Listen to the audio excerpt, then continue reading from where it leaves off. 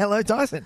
What's happening, Nicholas? Not a lot. All right, good. Welcome, ladies and gentlemen, to Nick Tys and Videotape, episode number 142. 142? We are here, Nicholas, to talk about the action classic from 1987. I think it's 87. Let's say 87. While I look Predator. Predator. Not the Predator. Not the Predator. Not Predators. Not Predators. But and not Predator 2, Pig in the City. No. Just Predator. Just Predator. That subtitle kind of works for that movie. A little bit. But yes, we are very excited to be talking about that. Welcome back to the show, Arnold Schwarzenegger. Yes, and John McTiernan. And John McTiernan, exactly right. It's always good to check in on our faves and just kind of make our way through the filmography. When was it last time? We'll get to it. Yeah, it's been a while since Predator. It had been a little while for me, a couple of years. Yeah. I tend to try and watch it at least once every couple of years. I haven't watched it in a very long time. Probably about 5-6 years. It's such an easy watch, though. So whenever I'm just like, just watch Predator. I looked at it, it's like 2 hours? Is it 2? No. It's just under 2, Under 2. You feel nothing. Oh, mate. It's done in 45. Yeah, exactly.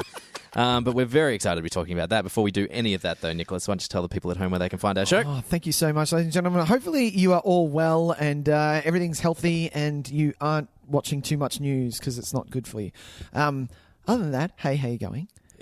Hopefully you're listening to us in a nice, comfy place. If you are listening to us and you haven't subscribed, subscribe now. Do it. Like, rate, review, all of those things. Just an easy click of the button. Exactly. Hit that subscribe button. Other than that, so do that wherever you'd like, wherever you're listening, even if it is on YouTube. Yeah. Can you subscribe to us on YouTube? You yeah, absolutely can. There you go. So other than that, we are on all the socials, which is Facebook, Instagram, Twitter. And you can follow us on there. Especially for Predator, you're going to see a lot of different artwork. Oh, there's tons. A lot of people like Predator. So there's maybe even a sneaky little view of your own house, Nicholas, might not go astray. Oh, yeah, I've got that one. Maybe. Yeah, I've got that one up might there. Be a good yeah, one that's to, a nice to show one. the people That's at home. Nice one. So please jump on all the socials, which is, sorry, I've already said it, but Facebook, Instagram, and Twitter. Other than that, join us on YouTube. Look us up on anything. Anything at all. Spotify. You'll find us. Spotify even. We've even got a playlist on there you can listen to. That's it. But other than that, Tyson and myself are big fans of the Letterboxd app. So if you wish to follow us on that, you'd have to look up Tyson, which is TYS_videotape. Pardon me. And myself is Nick, NIC_videotape. And that's where you will find out what Tyson rated Predator. Exactly. He probably did I'm thinking like a 2.5. Oh, yeah, look, depends how generous I'm feeling. No way. This is coming straight from Tyson's his childhood. This is a fucking... I've got some stories. This is a 10. Just as far as the YouTube goes as well, I'd just like to say, if you do take the time to jump onto YouTube and have a listen, feel free to write us a comment. Because at the moment we have some comments, which is really nice, but they are all, what I can imagine, from some kind of bot. Because they're things like, much love, video, nice... contact, please. And I'm like, contact, please. Yeah, I'm like, that's interesting. I don't think this is a real person. You want my cash, don't you? Exactly. Sick bot. What Nigerian prince who's left me money are you? I love that. Yeah, so awesome. maybe get on there and actually be a human writing a comment, because that would be a nice surprise for me when I log into YouTube. Exactly. And you know, you can say anything. You can say anything at all, and it's fun. You get to see the cool artwork. You can skip to the whatever part you like. Exactly. You can even start an argument with Tyson. I mean, why not? You could go, Tys, unfortunately, Tombstone sucks. I'm amazed in 141 episodes, nobody has gotten on to comment of someone going, "You guys are fucking shithouse. You don't know what you're talking about." That's because we've got lovely fans. That's why. That's YouTube in a nutshell. Yeah, that is YouTube in a nutshell. So I hate comments. I love really that anyone, surprised. like anytime anything comes up, you just scroll. You're like, you know what? I'm going to look at 2 comments, and then you regret it straight away. The like, comments sections of any website are generally dumpster fires. Yeah. Nick, should we talk some trailers? Let's talk trailers. Everybody's talking.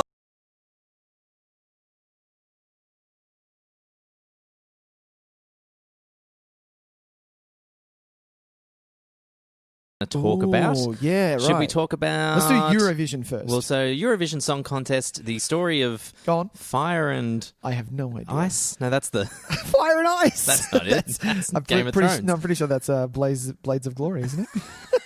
Why don't we just play the trailer and we'll figure it out in a second. Sure. Ever since we were children, we've had one dream. Winning the Eurovision Song Contest. All right, everyone. everyone. I am Lars. This is Sigrid. We are Fire Saga. Who wants to hear our Eurovision song?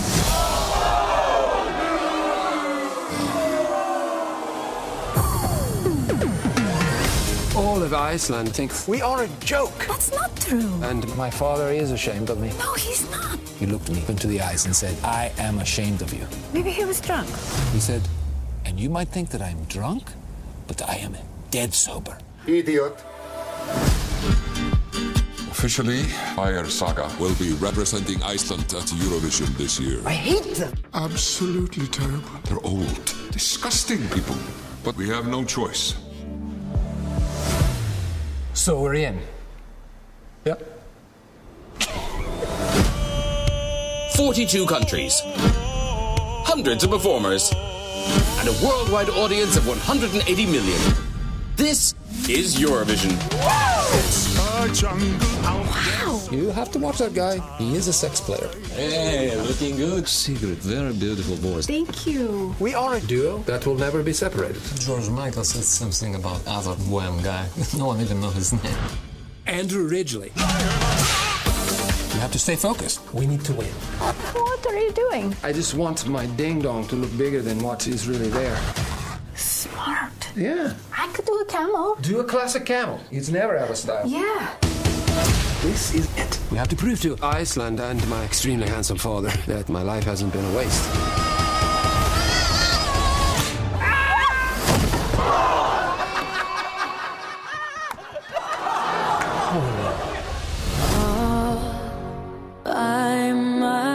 We did for both of us.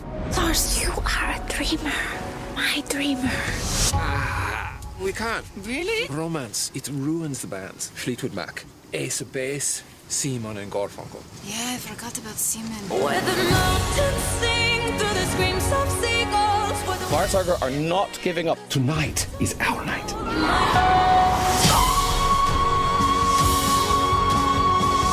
You don't have a single chance of making it.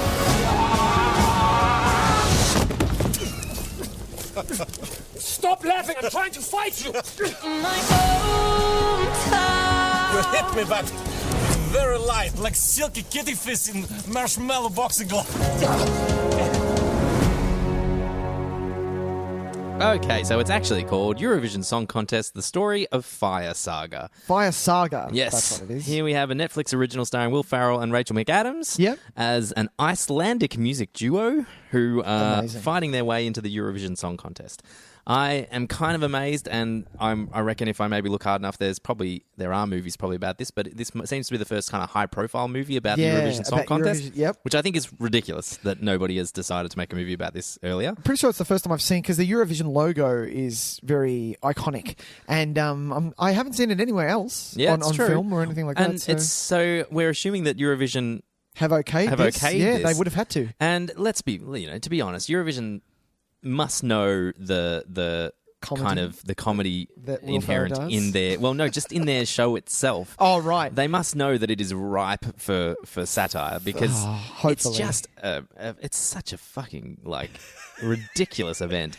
It's a whirlwind. It is. Just and look, laughs, cries. Yeah, and obviously people like Sam and Julia, who do the fun commentary on Eurovision when it's screened here in Australia. You know more than me. I have seen a few. I don't love the Eurovision Song Contest because this is the thing, ladies and gentlemen. Tyson and myself, we were talking before. We aren't fans, which that's okay. We're not allowed. We don't have to be fans. No, and it's not. Look, and there's no bitterness there. It's just not for me. It's all a little bit too much, and it's very rarely about the music itself, and it's mostly about the spectacle. Exactly. And don't get me wrong, sometimes I find the spectacle very entertaining. There you go. But but in no way do I ever find myself wanting to listen to any of those songs again. Exactly. To me, it's just they're trash. Exactly. Most of it. It's just a Rocker Stedford that has cash. To me, seriously, that's all it is. I have been to a Rocker Stedford before. The Vic School Spectacular, just with a couple of extra mil. Rocker Stedford, go Sweden.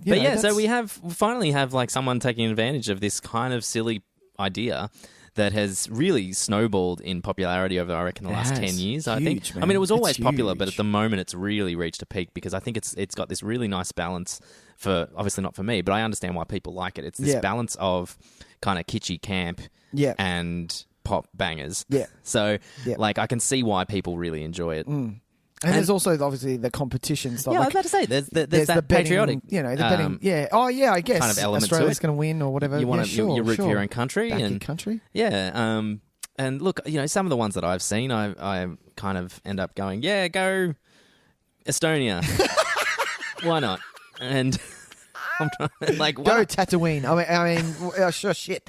Do you reckon it's the Cantina band representing Tatooine? At Eurovision. Yeah, totally. Imagine that. That would win. That would win. It would totally win. Come on. Are we going to get Star Wars fans now who are like, that wasn't on Tatooine? Was it Tatooine? Yeah. Pretty sure it was, wasn't it? Yeah. What about Jabba's Palace? Palace? Jabba's Palace. Is that on Tatooine as well?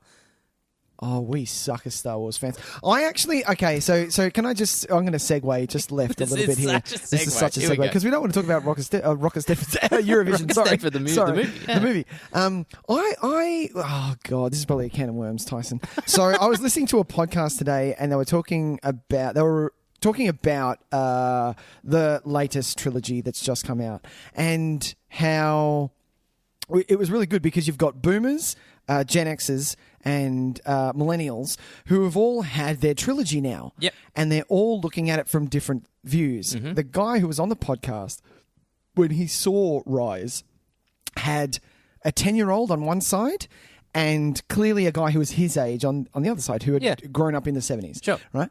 And you're seeing different ends of the spectrum. The 10-year-old was woohooing. He was loving it. He was telling midway through to his grandma who was sitting next to him about catching her out. Oh, this is this guy. This is this guy. You know, all that stuff.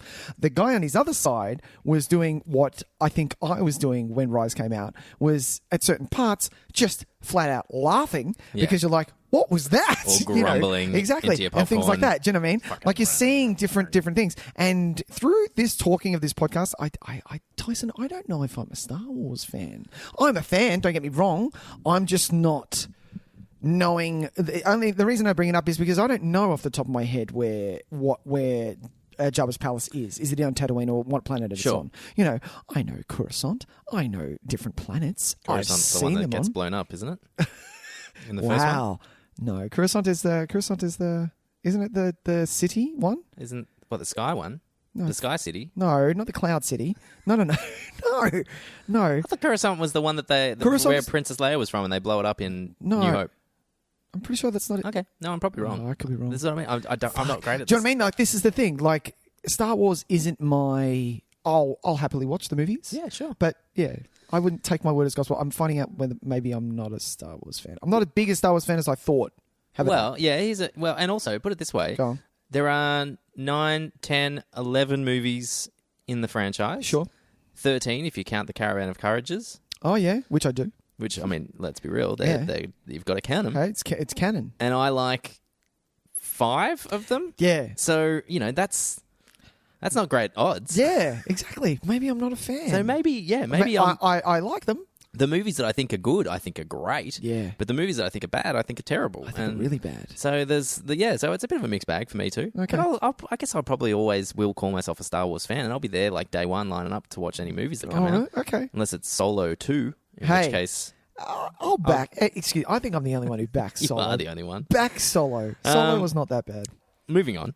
Sorry, Eurovision. Eurovision. No segue. I like that one. Yeah. It's always worth a chat. Yeah. So we have Will Ferrell and Rachel McAdams. Yeah. I love Rachel McAdams. Yeah, me too. I love her in everything. And look, I'm glad that... So it's directed by the guy from Wedding Crashers, it said on the thing. Yep. And so it's cool that it's bad, but it's cool because it's taken a long time for Rachel McAdams to get back in full comedy mode. Sure. But I'm glad that somebody who understands that about her has gone, no, she can really... She knows what she's doing. She'll be able to fucking knock this out of the park because she's doing a full Like she's keeping up with Will Ferrell in that. Will Ferrell's just in Blades of Glory semi-pro mode. Yep, like he's picked a voice. He's got a silly hairdo. He's going to be wearing big fur coats all the time. and different outfits, just doing the Icelandic kind of weirdo thing. Yep. But she seems to be keeping up with him and really going along with that. And that's I'm really excited to see her in that. Yeah.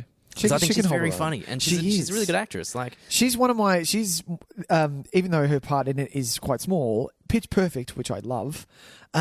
She's hilarious in that. Is she in Pitch Perfect? Yeah, man. She's the commentator. She's like, and I had it when she's talking to the commentator. That's not Elizabeth Banks that you're thinking of, is it? Oh, damn it! Don't do this to me. See, I think you're thinking of Elizabeth Banks. You know what? I know nothing about film. Who is also very funny. No, I'm pretty sure it was her. I could be wrong. Now we have to pause so I can fucking have a look at it up.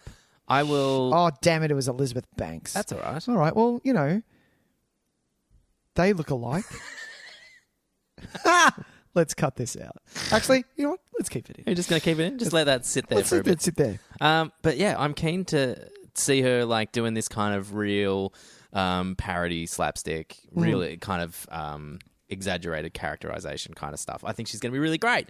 Hang on then. Well, what other comedies has she done? So I'm thinking of like Mean Girls, right, Wedding Crashers, of course, but she plays it pretty straight in Wedding Crashers. Mean Girls, she gets to have a lot of fun. But aside from that, because she kind of became like a romantic lead for a bit. You had About Time, you had Time Traveler's Wife, you had Notebook, all that kind of stuff. Notebook's not a comedy? No, but that's what I mean. She drifted out into drama for a bit. Okay. So I like her dramatic stuff. I think I really great. do. It's probably the worst reference, but True Detective 2, which is it's so bad, no one should watch it. It was crap, right? But she was a hell of a standout. She took what little she had and made it just insane. You watched it for her. But yeah, I prefer her. Never seen an episode of any True Detective. Dude! I've avoided it all. Yeah. Oh, just do season 1. Yeah, so I hear. But fuck, man. It's fully intense. Yeah. Yeah, I like her. I like her in a dramatic piece. So yeah, it'll be fun to see what she does comedic style. But she doesn't. It's not like this. She's new to comedy. She knows what she's doing. Yeah. Yeah. I like Dan, guy that played the Beast in Beauty and the Beast. Spielman? No. I got nothing. I clearly don't know any movies. I don't even know why I have a podcast. Dan Stevens. Hey, you weren't far off. I was close. Yeah. Does that count? Yeah. Doesn't count. It counts. Doesn't count. I like Dan Stevens. He's popped up in a few things. I do like Dan. So I like the look of him. Yeah, and he seems to be having a really good time. I like that it feels like it's got it's kind of going, depending how you feel about Will Ferrell, but I really like his run of underdog, weird underdog stories. Sure. Yeah. Has he still got it? Well, I don't know, because the couple of his recent movies I haven't been fantastic. I know people really hung shit on The House, the one where him and... Yeah, I did. You did, yeah? And I had a giggle. Yeah, it was fine. I can see it's not up to the usual standard, but even something like, and I might have mentioned this before, but Semi-Pro. Oh, wow, really? You like I love Semi-Pro. Really? It's possibly my favourite out of my God. stretch of, aside from Anchorman, that stretch. That's different. I think it's really awesome. Yeah, right. And I have a really good time watching it. And so I'm a big fan of Will Ferrell in weird Will Ferrell mode, underdog, performing some kind of sport. Yeah. And this is essentially going to be the same thing. This is the same thing. So I'm pretty It's a competition. keen. Yeah. He'll lose and then come back and win. They'll come back, and maybe if they don't win, it doesn't matter, because it's about the journey and it's about what you learned along the way. There you go. And all while doing silly Eastern European accents. I secretly really like Blades of Glory. Blades of Glory is probably my least favourite of that stretch. It's pretty funny. But I know it's funny. I can still watch it. It's just that everyone loved Talladega, and I was like, Talladega. Yeah, I understand why you love it, and then I watch it and I go, oh, actually, it is. It's still pretty really great. Fucking good. It's really great. But yeah, he's still got it. He can do it. I didn't watch The House, but that didn't really appeal to me. Yeah, and I've stayed away from I'm not going to watch Holmes and Watson. Well, I don't think anyone watched Holmes and Watson. So I hope that this is kind of a return to form, because I honestly do think Will Ferrell is one of the funniest dudes going around. Yeah, and he had a real peak period of time where it was just he could do anything and I would find it funny. Sure. And that started to wane a little bit. Okay. And so hopefully this is his spring back. Who is the top actor in comedy right now? Would you say it's him? I would maybe say it's Taika. Yeah, Do you know what I mean? Taika's probably It's a 2 or different 3 movies, similar comedy, roles away yeah. from being one of the top comedy actors. Yeah. But he hasn't landed. Well, he hasn't fronted a movie yet. Like he hasn't led a movie. Sure. That's because he directs. Yeah, exactly. That's the thing. Does his own thing. Yeah, that's a good question actually. As far as like, do you know what I mean? Because Jim Carrey was the 90s. Yeah, you're right. Will Ferrell was definitely the 2000s. Will Ferrell was definitely the 2000s. When did Anchorman come out? 2004? I think it was 4. Something like that. Yeah.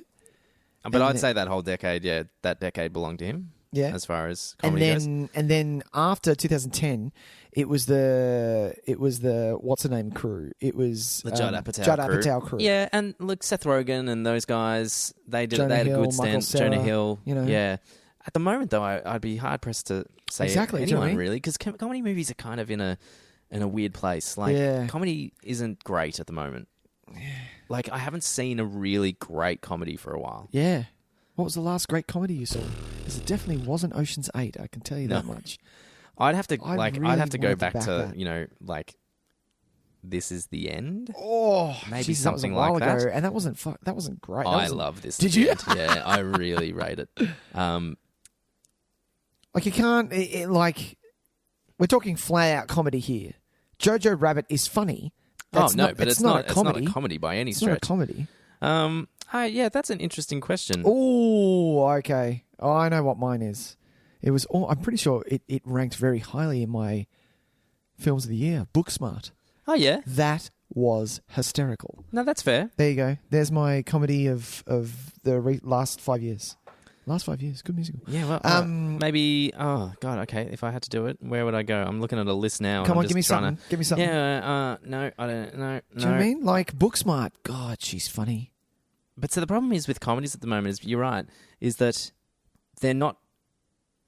Like it's very rare for just a legitimate comedy, like a comedy, a flat comedy. It's always got other things going on as well. Exactly. And so you kind of get lost. Oh yeah, that was fun. Oh yeah, is this meant to be straight up comedy? Yeah. Like I'd say something like The Nice Guys, but that's definitely a comedy action. That is. See, I watched Game Over Man and I watched Life of the Party, and they were both fucking. So the Lonely Island guys have done some good work. Hot Rod, Popstar, Never Stopping. Oh, dude, that's still on my list. You told me to watch that when we started this podcast. Very funny movies. So that probably Andy Samberg and Bill Hader, that kind of crew. Oh sure, probably taking the cake for me. Nice. All right, moving on. Shall we? What's the next one? Oh shit. What is it called? Oh. Good title. It's got a good title. It is a good title. It's got Kevin Bacon. Hang on. And it is called... Yeah, stand by. Don't Sleep There. No. It's called... This House Doesn't Want You Anymore. Is it? That's definitely not what it's called. It's called You Should Have Left. Oh, You Should Have Left. Come away with me. If I don't get out of here for a while, you're going to go nuts. I love you so much. It's just the three of us. Just you and me and Ella. Daddy, because you're old, you died before Mommy, right? Hey, not that old. It's so beautiful! Wow. I love this. Wait. What? Listen. Be quiet.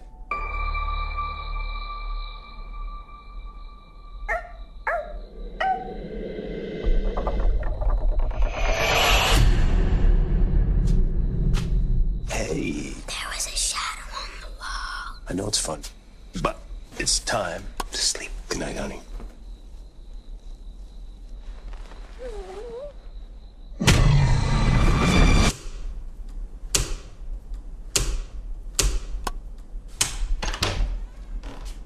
Jesus, you got enough switches? Does this wall look right to you? What are you doing? 26 feet. 21. This room is 5 feet longer on the inside than it is on the outside. How does that work? It doesn't. Anything happened yet? Ella! You chose this place, not me. You sent me the link. I absolutely did not. You sent it to me. Somebody wrote in my journal. Do you like it here? No. Do you? I hate it. Hello?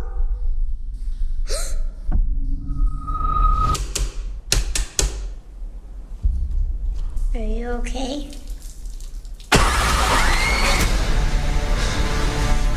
What is this place? There was a different house before that one. What sort of house? Why do people hate Daddy so much? The judge and the jury all found him innocent, but some people didn't believe him. The house shows me. He must be guilty of something. People have always stayed in that house. Some don't leave. Wake up! It's a dream! The right ones usually find the place. Or maybe it's the other way round. The place finds them.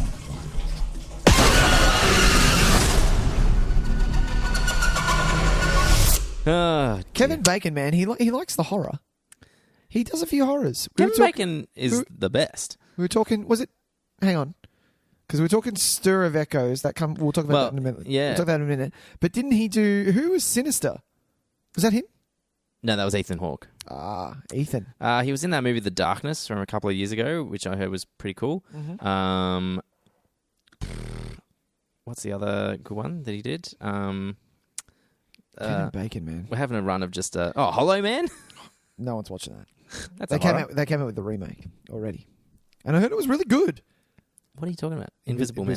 Oh yeah, Invisible Man's good. Yeah, I heard it's really good. I was like, remake of Hollow Man. Do you know there's a sequel to Hollow Man with like Christian Slater? Yeah, I heard that. Yeah, I've seen the cover. Yeah, passed straight to DVD. I know. But we're not talking that, Tyson. We're talking. What are we talking?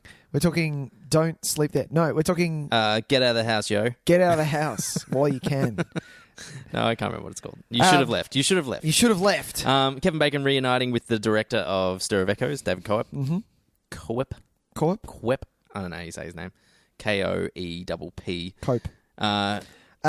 Who has done some cool stuff. He was he obviously wrote Jurassic Park. He did. He's written a ton of shit, but as a director, I think he did. I feel like he did Pitch Black. Is that him, or am I thinking of somebody else? Oh, really? No, I'm thinking of somebody else. I'm thinking of David Twohy. Oh. So he did like, what do I like of his? Premium Rush. That's a fun movie. Okay. Oh, he did Mordecai. Ooh. Oh, I will actually go to bat for Mordecai. Don't do that. I laughed more than once, which is more than I can say for. I don't know why I'm shitting on Ocean's 8, but I just did. That movie's just popping your wrath. Sorry about that. Look, I think he's more well known as a writer. Mm-hmm. Worked with Spielberg a bunch. Sure. Worked with Ron Howard a bunch. Gets a lot of high profile gigs as a writer. And so good on him. He's dipping his toes into horror again. Nice. I like Stir of Echoes. Do you like Stir of Echoes? I do like Stir of Echoes. I've only seen it the one time. Same. And I saw it around the time that it came out because it was video store. It was Stir of Echoes or Sixth Sense for a little while. Right. They were like the they two were the hot big topic hot horror for, movies. Friday night at Blockbuster. Exactly. Or Video Easy.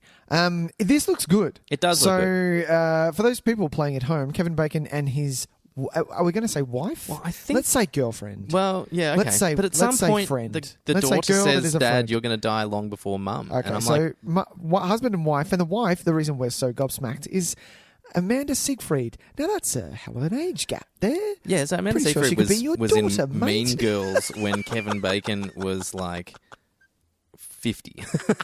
No, that's not true. I don't think you're far off there, pal. No, anyway, it's got to be at least 25 years between them. At least. Yeah. Possibly 30.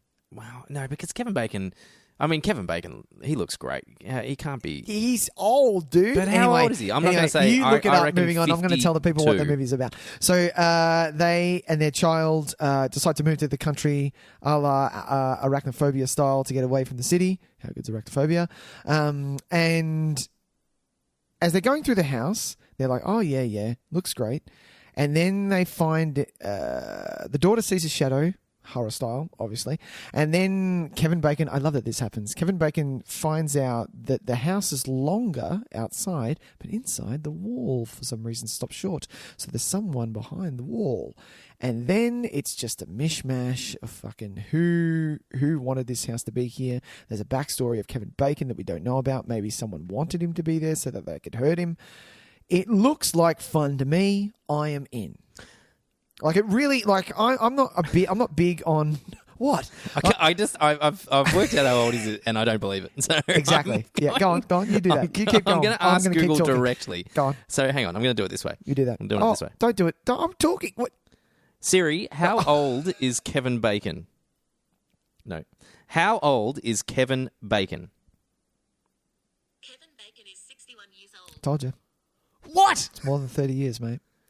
How is that man 61 years old? My Siri, by the way, has an English accent. She's lovely. Well, he looks fucking amazing for 61 years old. 61. There you Jesus. All right. Well, there you go. Dude, and so Bacon's you went through the older than my plot while dad. I was Jesus gobsmacked Christ. finding out that information. Yeah, see, told you. So, yeah, clearly an age gap between Amanda Seyfried, who I believe hasn't even hit 30 yet. I could be wrong. No, I believe she has. Probably, yeah. Yeah. Mean Girls was a long time ago. We forget this. Mean Girls was 16 years ago or something. Was it? Yeah. Okay. Anyway, it looks good. I'm in. And I'm not big fans of... Oh, in saying that, I do like a few... what are they called? House invasion movies. Yeah, cool. The only one that pops to mind was, what is the Bruce Willis one? Hostage. That's not bad. That's a good one. That's weird. It's got some real weird twists and turns. Yeah. But generally there's some... Not bad. High But tension. yeah, other than that, I'm not a huge fan of house invasion movies. Yeah, but then again, I haven't seen Funny Games. But yeah, it looks good. It does look good. It looks kind of like a real headfuck. It kind of looks like it should be not a Hollywood movie. It looks like sure. It's got a real European horror vibe to it. Vibe, yeah. I like it. Which I think is good for this kind of energy. It feels like the architecture is really cold and sterile, and everything feels like the house in Parasite, and that kind of comes with its own sense of unease. And I really like the even the trailer had a really off-putting vibe. I'm getting some What Lies Beneath vibes to it as well. Sure. Maybe that's just the bathtub, the ghost in the bathtub. That house was off-putting. That house is really off-putting, even from the get-go. Yeah. Yeah, but it's I reckon the colour of it. Yeah, you're right. The colour is fucking odd. It's just a weird colour for a house, isn't it? Yeah. Especially in the paddock that it's in. I'm like, sure, if you saw that in Armadale, sure. I'm sure that would look lovely. But there, where it is, looks horrible. Did they say it was in Wales? Like, I have no idea. Is that what they said? Did they go overseas? Are they in Britain? I have no idea. Why do I think Wales? I did read something about this movie, so maybe that's... Oh, okay. Maybe I they got shot that it somewhere. in Wales. Maybe. Okay. But yeah, and I think there's I'm just going out on a limb. I reckon there's some skeletons in Kevin Bacon's closet. Oh, because there's some mentions of him getting found innocent by a court. I saw that. Yeah. So maybe it's a bit of those kind of maybe he's not as good a dude as we think he is. As we want him to be. Yep, sure. And maybe the house kind of shining style brings out his real persona. There was shots where a second one of him was in the same room as him. I hope that happens. I love movies where, like a la Moon, where like clones, another dimension just happens, or fucking clones or whatever. You just rock up and there's another Six Man. That's a good one. Six Day. Sorry, Six Man. I saw that. I don't even know if I've seen it all the way through, to be honest. 6 Day. Yeah, dude. That's so shit. Fuck, it's a selling point. Yeah, it's such a. If you look at that cover, that is a 2000s movie. Right? Oh yeah, that is 100%. Put that together with, what is it, 2001, 2002 ish? No, I think it's a 0 or 1. Yeah, right. Yeah, put that together with Swordfish. You got a double feature right mate, there, man. Don't you know it? Damn, I'd watch 6 Day before Swordfish. I reckon.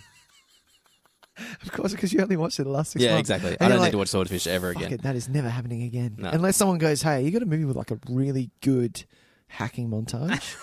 I'd probably go, you know what, watch Hackers. Yeah, exactly. But if you need to, watch Swordfish. Boy, have I got you in for a treat. Or if someone goes, Hugh Jackman's a great actor, isn't he? He's the best actor. Well, is he really? Is he really? Let me show you something. Let me show you something. Let me get out this YouTube thing. Yeah. Let's see what you got. Oh, bless. God, that's funny. All right. What is it called again? Can we get the name right? Let's get the right this time. Come on. Because these people, they've probably heard what we've said. Yeah, they've worked hard on this movie. We should get the title right. And they've gone, I actually want to look it up. It's called Fuck Off Out of the House. No, it's not called Fuck Off.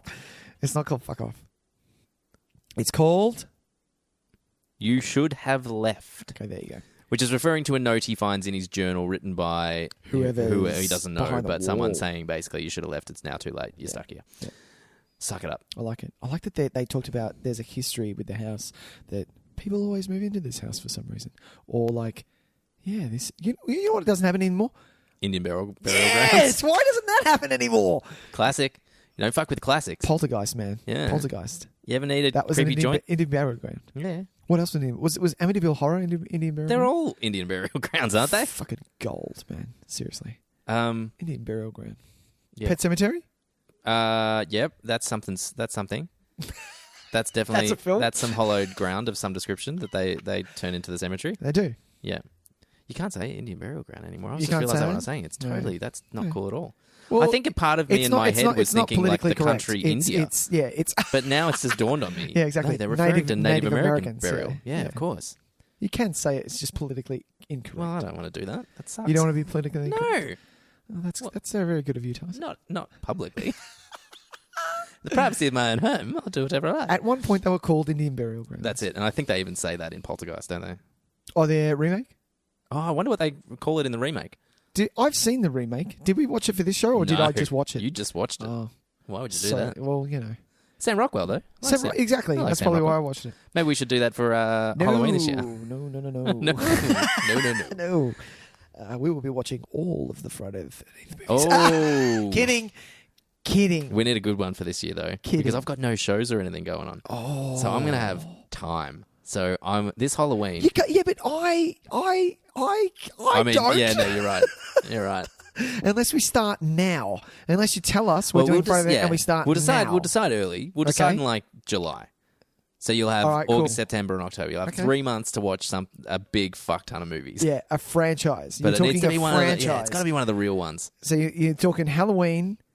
I think we should do Nightmare on Elm Street. It's my favourite. We can do Elm Street.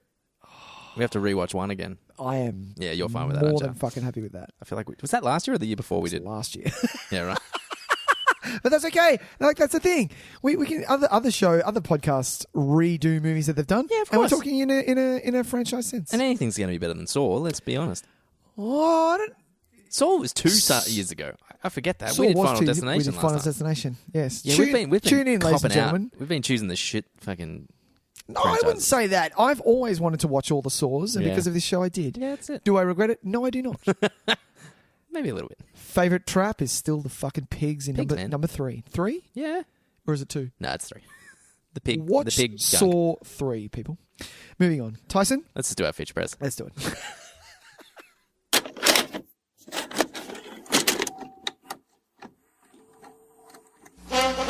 And now for our feature presentation.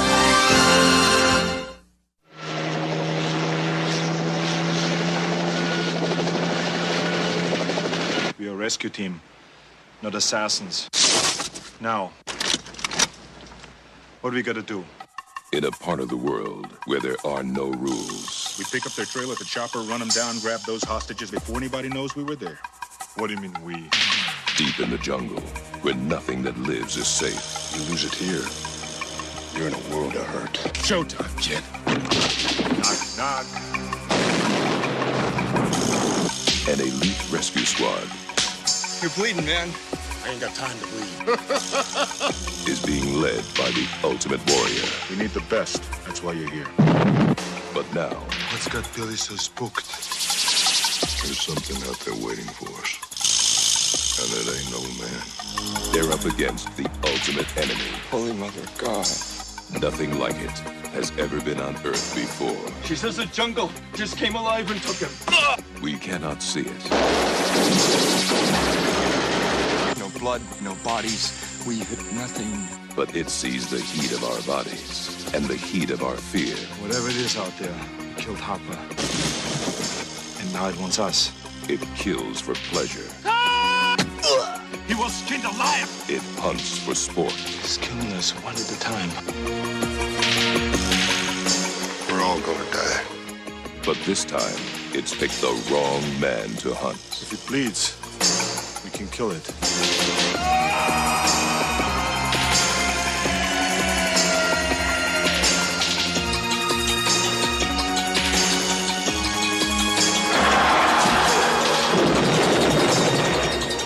Century Fox presents Arnold Schwarzenegger. Predator. The hunt begins Friday, June 12th at theaters everywhere.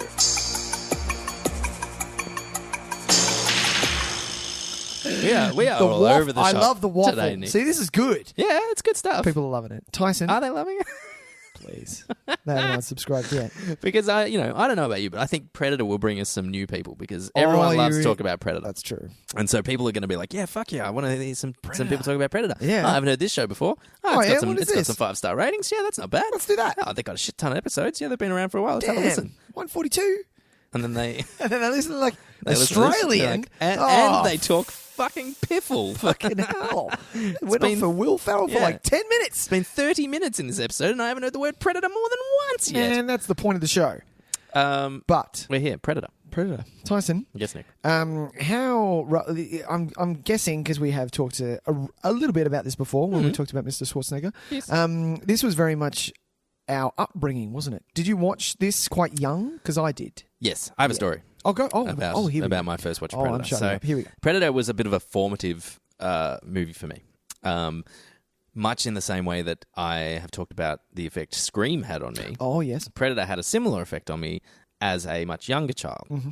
So, and I have a pretty shitty memory. Like, my memory's garbage.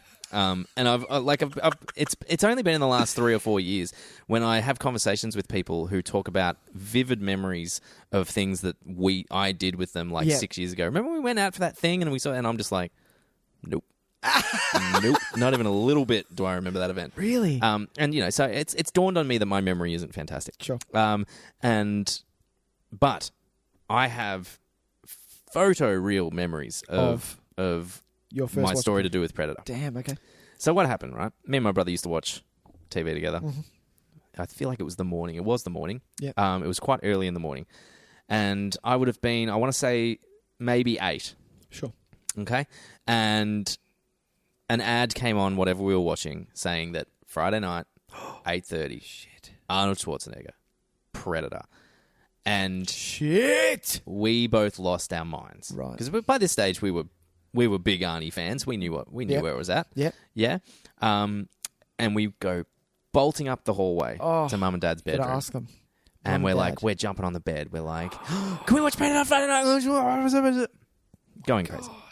And they're like, yes, all right. Let's watch it. Right. Okay. I think we ended up taping it and watching it later. I don't think we ended up being allowed to stay up to watch it. Sure. But Dad was like, yes, I'll record it and then we can watch it. That's so good. And all week you would have had losing my mind. ads for Friday Night Predator. Exactly. And at this point in our lives, it was probably the premiere. Like, remember back in the day when premieres on television were like the biggest thing in the world? Yeah. And it was just like, you'd lose your mind.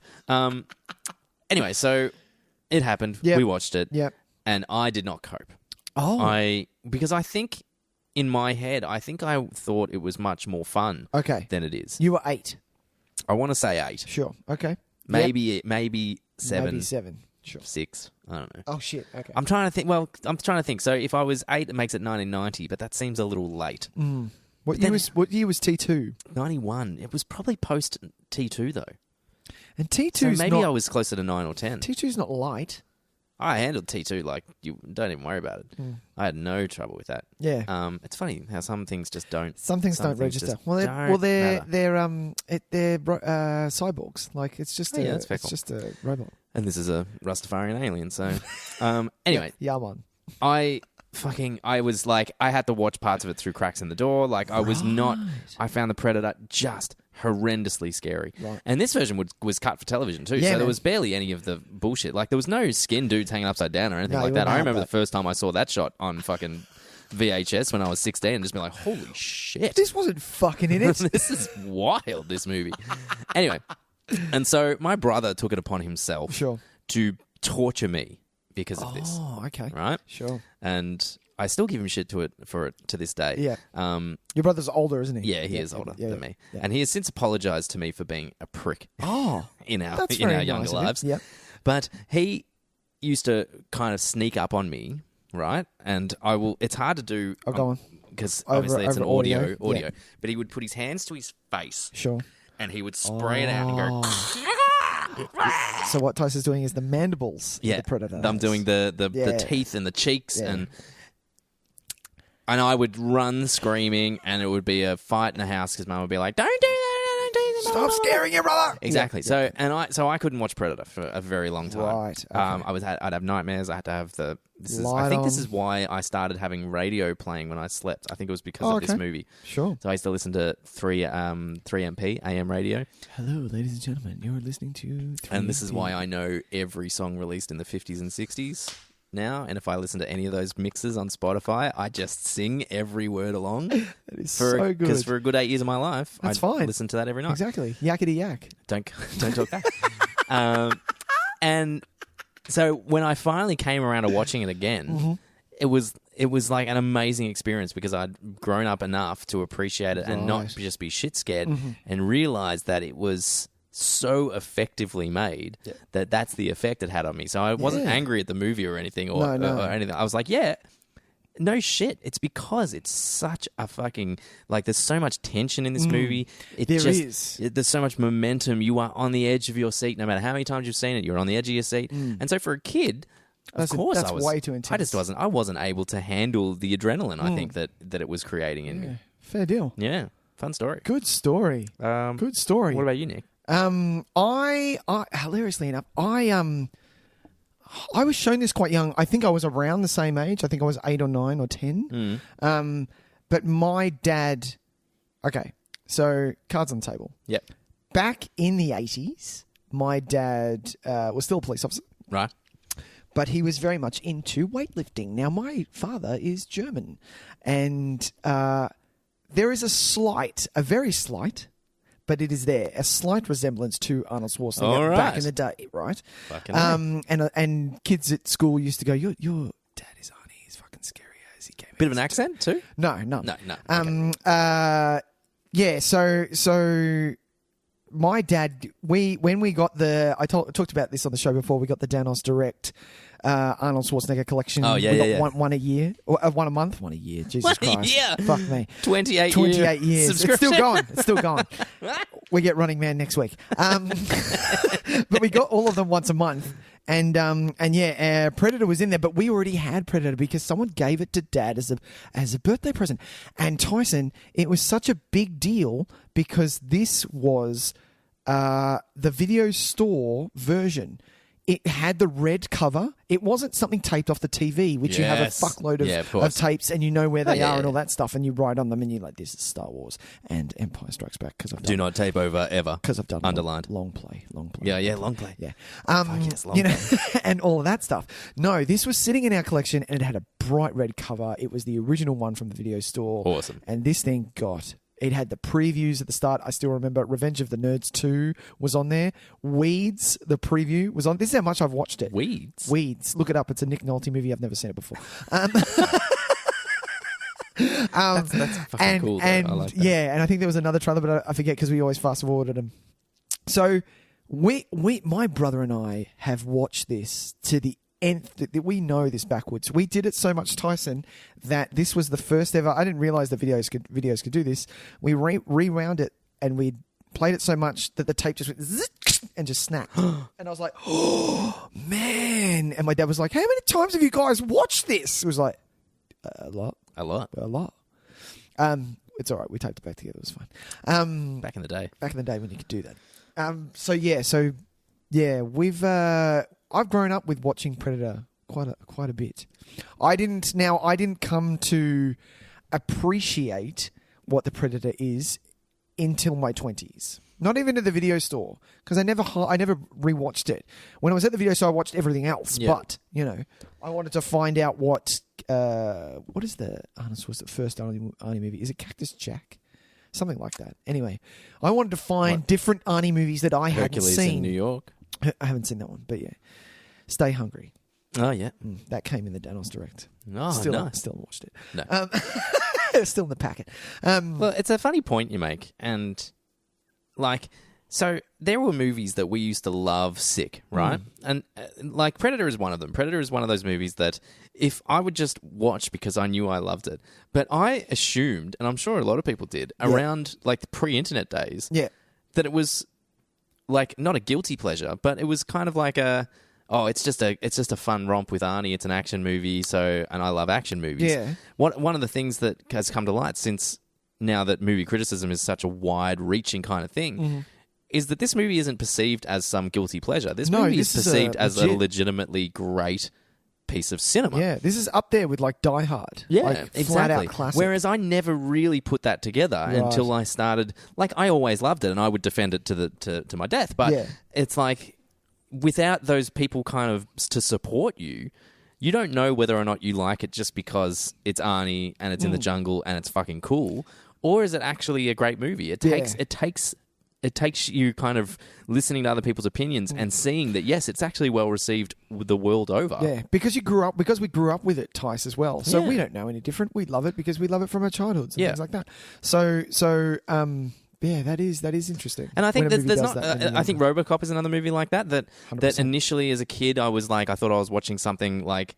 I loved watching it because it felt kind of naughty to watch it because it was so grown up and it was so violent and there was nudity and it was like, and you were like, oh, this is amazing.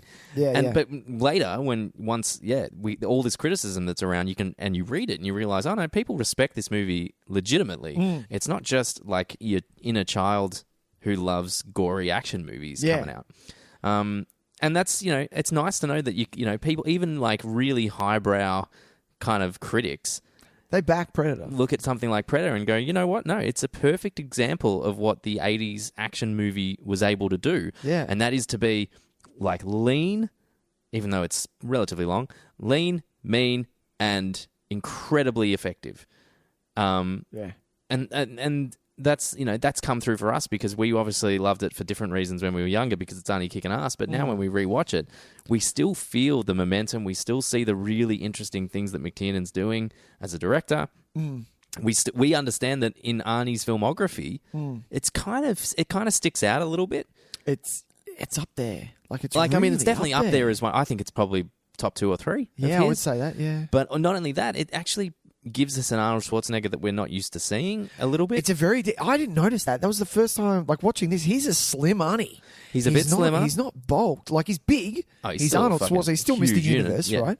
But in reading, he slimmed down to the point where he wanted to be able to look like a guy that would do that rather than, the Running Man. But, you think about all these movies, how often do you see him, really having to work for it? Yeah, you know what I mean. Yeah. Our Arnie is like he's unstoppable. He's a Terminator. Exactly. Yeah. And in this movie, we see he's legitimately he wins almost by a fluke. You know what I mean. Really he just scrapes by, and that was pretty rare for 80s Arnie output. Yeah, it was huge. And having. All these big muscle-bound dudes just get fucking cut up like it's a slasher movie. That stuff didn't really register when we were younger, but it's now when we see it and we go, this movie was doing a lot of really different stuff to a lot of other action movies, and it was playing it very cleverly. And now we have, a fucking classic on our hands. Exactly. And a formula that people have just tried to copy, sort of thing. Well, yeah. Yeah. And this is the one that started it. And I love that. I really love that you said it. It's what McTiernan did with certain things. We didn't get... Because it's sort of... What the writers wanted to do was a version of Aliens, but in the jungle, right? That's how they marketed it. Okay, it's aliens in the jungle. Marines go off and they fight an alien, sure. But what this does is give us the perspective of the alien. Yep. So seeing the Predator vision for the first time and picking up on the cues and things like that, this is what I loved about this movie when I was a kid, and even now watching it a couple of nights ago, it really stood out. That's a big... How is that a story-driven, a plot to go through? No, we're going to see from the Predator's vision, we're going to see what happens. The recording bar that comes down the side, which it doesn't tell you what that is. You just know what that is from watching it that much. He's recording what they're saying, things like that, and he's studying them. And you realise throughout the movie and when the movie goes along is that he's not just here to, Independence Day style take over. He's here to hunt and to study man, and he's doing that, and we see him doing that. So my favourite things about this movie is all to do with the Predator. Yes, that you're also getting stellar performances and a really rad script that's, like you said, super tight to the point where the tension doesn't let up. I thought there was a scene in there that you're like, oh yeah, kind of get to relax. And that's kind of a little bit where Mac is talking to the moon. You get a little bit of a breather there, but not really. Oh, yeah, barely. Barely. Yeah. And then the other one is when they've... Straight after the firefight? Straight after the when they take down all the gorillas. Yeah. And that, not actual gorillas. No. Gorilla troops. That's really... Not actual when they take down all the gorillas. Yeah. Ape style. Yeah. But yeah, so there's you don't get a rest in this. No, you don't. It holds on for the tension of the whole thing. Well, structurally, it's really interesting because I was watching it today and... last night and today, I had to finish it off today. Yeah, I had to halve it. I fell asleep. Can't I was do that. just... It's hard work. It is. Like for teachers out there, people know I'm a teacher. We've just done a very long stint of online teaching, trying to keep up all this motivation, keep up all this energy. I don't know about the other teachers around the world, but I am fucking gassed. And back at school, it gets to 3:30 and I'm like, get me the fuck out of here. I need to go to bed. I've used up all my energy and goodwill trying to keep that fucking online shit happening. Oh. Anyway. Yeah. Story for another day. Sure. So yeah, watching it, you know when you watch movies and you're like, oh, it's this part, and there's like a sequence that you can kind of bookend with a beginning and an ending. Yeah. There's not really in this movie. It's really quite interesting how, yes, there is in the first kind of section. There's definitely a bookendable section with the guerrilla troops, and you get the first real view of the predator when you see the first kind of inkling when they see its hand, and it's obviously not human. Yep. That's probably the last moment that feels like that, like a bookend. An act. Yeah. Otherwise, it just runs through. Yeah. Like Act 2, there's definitely, I would say Act 3 is the brawl with Arnie. So basically when it's only Arnie and the Predator left, we're talking Act 3. Yeah. But Act 2 is a large portion of this movie, and it just keeps going. Yeah. From scene to scene, there's no real... Yeah, there's no let up, there's no break, there's no moment for character development, there's no kind of sit down and have a chat about the life back at... No. I remember that time. The most we get are things like... we thought that jungle was bad. This jungle was fucked. Yeah. Like, and stuff with Anna, who's telling the stories about people have said that there's something in the jungle, blah blah blah. Yeah. Like that's all you get. One line where they just kind of you get 1, 2, 3, and then we're back into it. Well, it usually happens while they're looking for it anyway. It's not like you get those typical scenes where it's like they're all kind of under a hut made of leaves and stuff with a little fire going, and they're like, what are we going to do? Yeah. How are we going to get out? Like plan out what they're going to do? No. We're going to try and get to where the chopper says. The chopper says that we're still too hot. We have to keep going. Okay, let's keep going. And that's amazing momentum to keep for that long. Because really, you could consider this movie, it's probably in real time. And I haven't really thought about that until today. Yeah.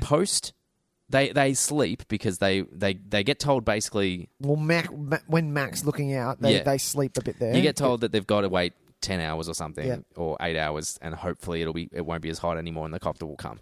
So that leaves us with roughly about an hour of movie left, I want to say, after that, maybe? 45 minutes of movie left. It feels like that 45 minutes is in real time. Yeah. And that's pretty amazing. That's good. Yeah, and I just love the structure of it. I really do. It really doesn't let go. We've written barely any notes. Barely any. I wrote a few notes and I haven't really. But what I have to, because you've just to tail on to what you've just said, what doesn't let go is, and I didn't realize how good it is, and it's bumped up this composer for me. Oh my God! How does it? Like, let's be honest, Alan Silvestri. Like, I think he's almost... I have to say it because it was my first note. I was like, he's on par for me with John Williams. Yeah, Alan Silvestri, James Horner, and John Williams, I think, for me, are the three. It's so... Like, I was like, this is so good. I paused, right? This was half an hour in. We've just done the Guerrilla Troop scene, right? I was like, this is intense. This is so intense. And it's the score that's holding this thing together, right? And I looked it up. I was like, it's Alan Silvestri. Okay, great. And I'm like, hang on a minute. What else has he done? Because this is so good. And then I looked at it. It just said Back to the Future, Avengers, Predator, and Who Framed Roger Rabbit. And I was like, okay, well, clearly he's one of the best. He's one of the best. Yeah, I really like Silvestri. I've always been a big fan of his. He writes really nice themes, but also... stuff like the Predator, the stuff that makes the Predator score work really well. There's some stuff in between it that I'm not the hugest fan of, like when it gets a little bit orchestral. No, I like. You're talking about that. It just kind of feels a little bit out of. No, that's fine. That's fine. That's fine. Yeah. It's in the first little bit, and it comes in a little bit kind of unexpectedly. Okay. And I it's not so much the music itself; it's the placement of it. Sure. There's a little bit at the start where I'm like, I don't reckon that works there. But anyway, the digga is such a great little theme because it sums up the movie so well. It is it's so military. Yeah. Like it just sums it up. Heart beating. Yes. Like it's like me and there was a point where me and my brother were in our teens and we just look at each other and go you know, and we know exactly what we're talking about. It's like adrenaline in musical form. Like it's like he summed it up. He knew how to make what adrenaline sounds like, and I fucking love it. So couple that with the fact that they put in the clicks and snaps and all the sounds that the Predator makes, and this thing is intense, man. Jesus, it's intense. Such a good so good. Yeah, Sylvester's the best, man. He's so good. There's a video. There's this video I found on YouTube. I might have talked about this before. Okay. But Seth MacFarlane from Family Guy. Yeah.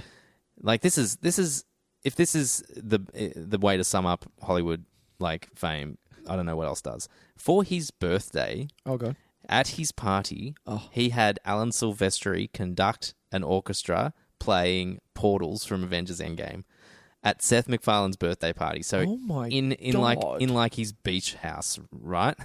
There's a whole bunch of celebrities standing just hire around. Out Alan Silvestri. Alan Silvestri's conducting an orchestra. Oh, fucking who doesn't have it? He has it. But this is what I mean. If I was that rich and I was looking for ways to spend money, like like Bruce's Millions, where they're like you have to spend all this money. I fucking love that.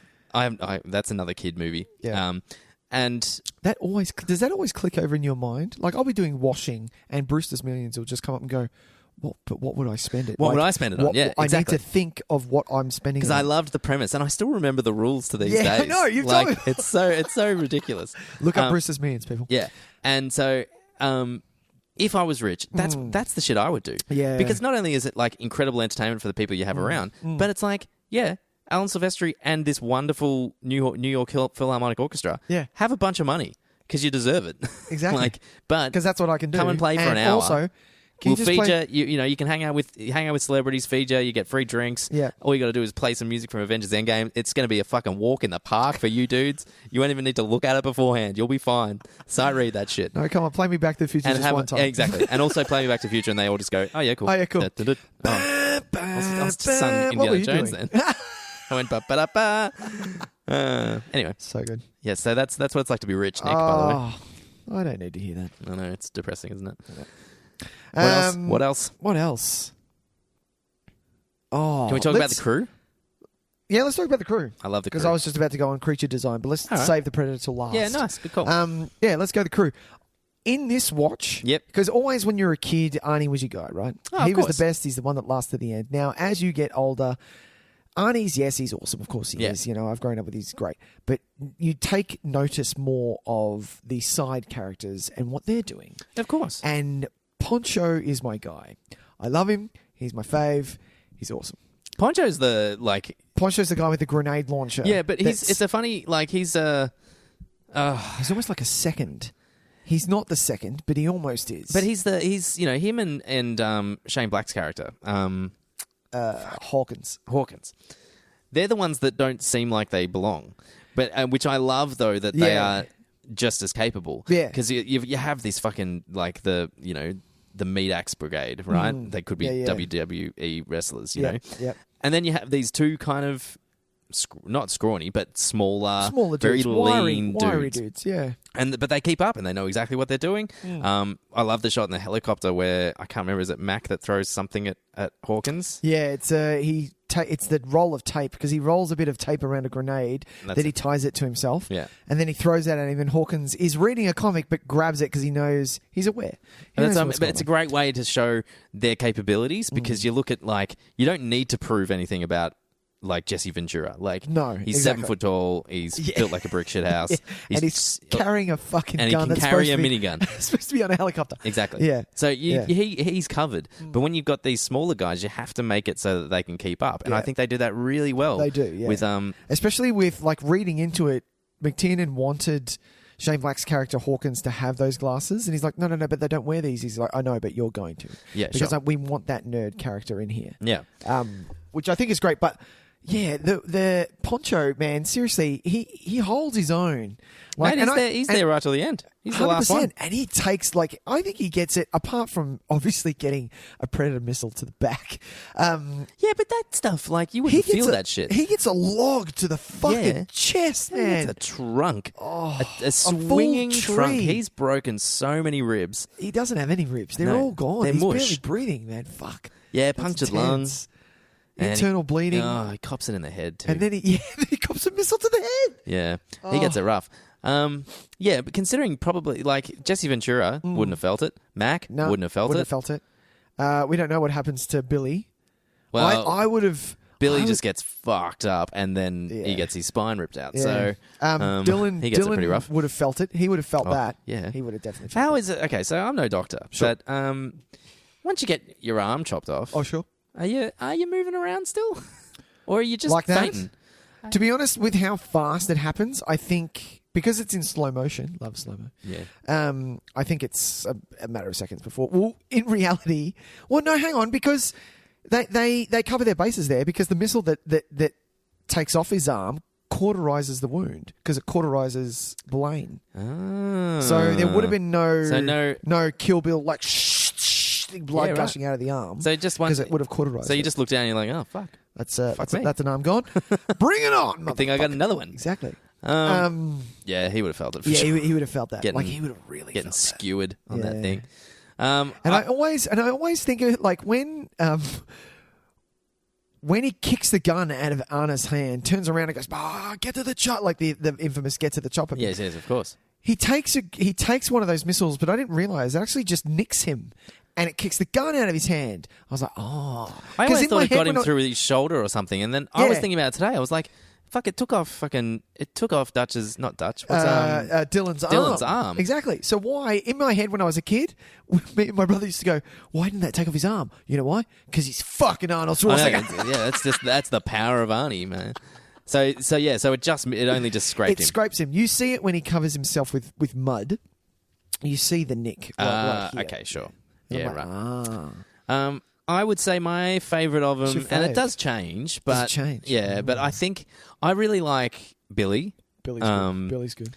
Even though I've heard that Sonny Lanham is he's a fucking violent unit. Yeah, he's just pretty a violent piece of work. Yeah. For those who don't know, this little tidbit was just so cute.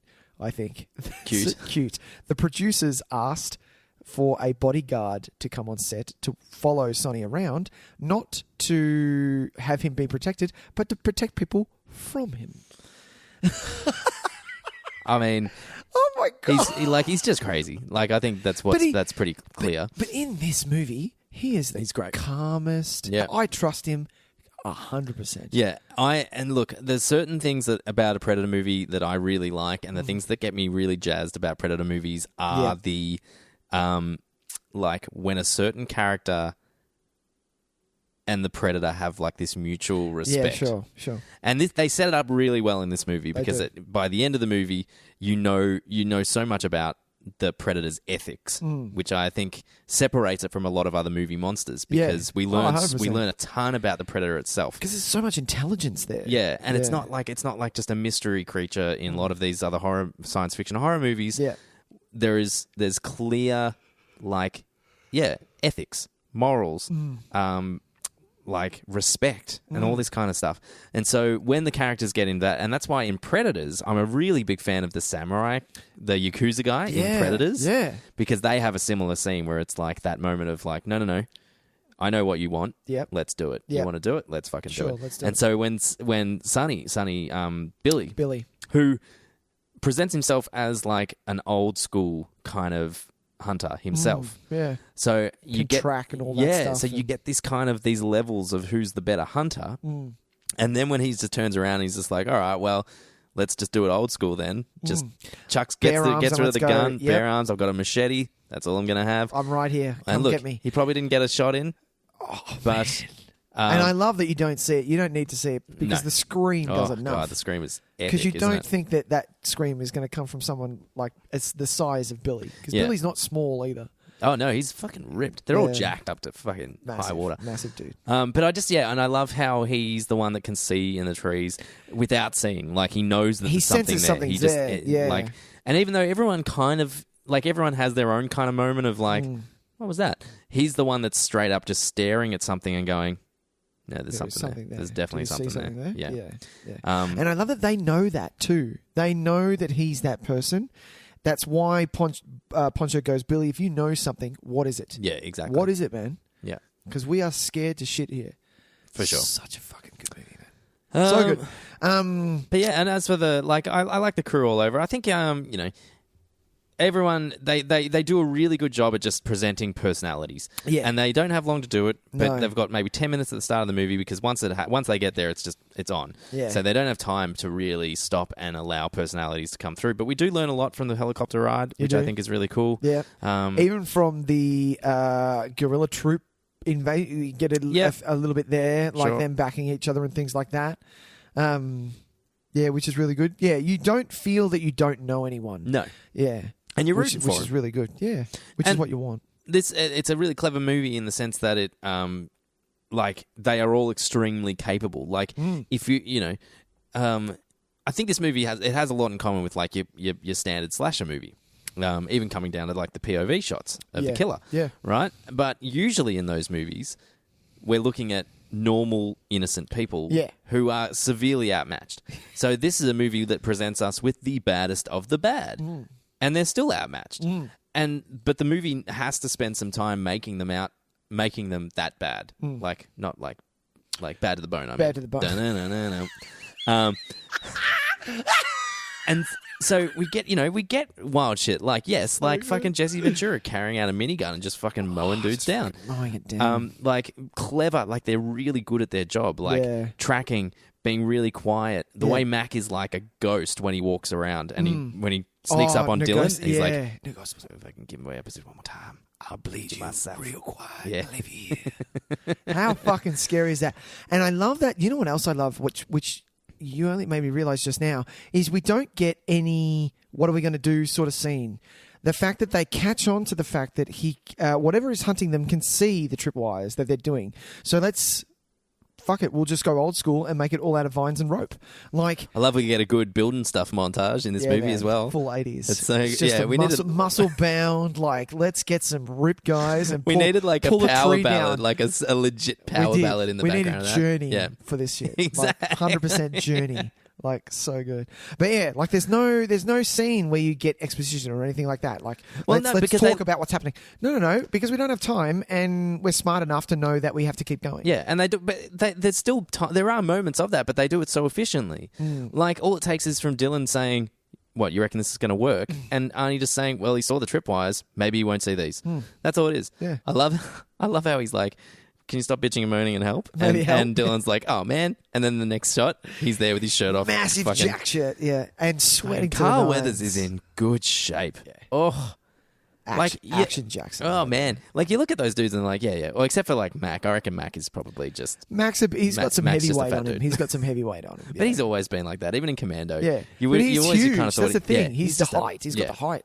But, yeah, fucking hell, man. Yeah, massive. Carl Weathers is just in such good shape. And you see it, especially when he almost is about to die. You're like, Jesus, man, you're There's that bit where Arnie throws him the second gun and he's got the vest open and he just kind of sucks in some air and his abs just go... Yeah. So good. Oh, man. Let's talk probably one of the raddest creature designs. Oh, yeah. Like... I like this design better than most other things. It's on. I like it better than the Alien. Yeah, really? No, I definitely do. Yeah. Oh, that's a big call. Seriously? Yeah. Oh, yeah, but on par with HR Giga. Yeah, I like it better. Okay. Yeah. Cool. Because I just, I like. There's more to it. That's the thing. Like the Alien, like the Xenomorph, is a slick. Like it's a symbiote. Like it's a thing. Like it's an organism. Xenomorph is a more creative design because it's much more. It's much less humanoid kind of design. Yeah. But for a way to put a guy in a suit and make it really, really fucking cool. Yeah. This is my favorite. Yeah. It's huge. I love what they've done, and I love the way he moves. I love his gadgets. I love the way that they look. How they look old. They're not new. Oh, yeah, by any means. He's been around for a while. When he Yeah. takes off that gun hasn't been taken off in decades. Yeah. Yeah. The weird kind of lizard-like quality that they have. Yeah, yeah. You remember in Masters of the Universe that the snake dude. Serpentor or something?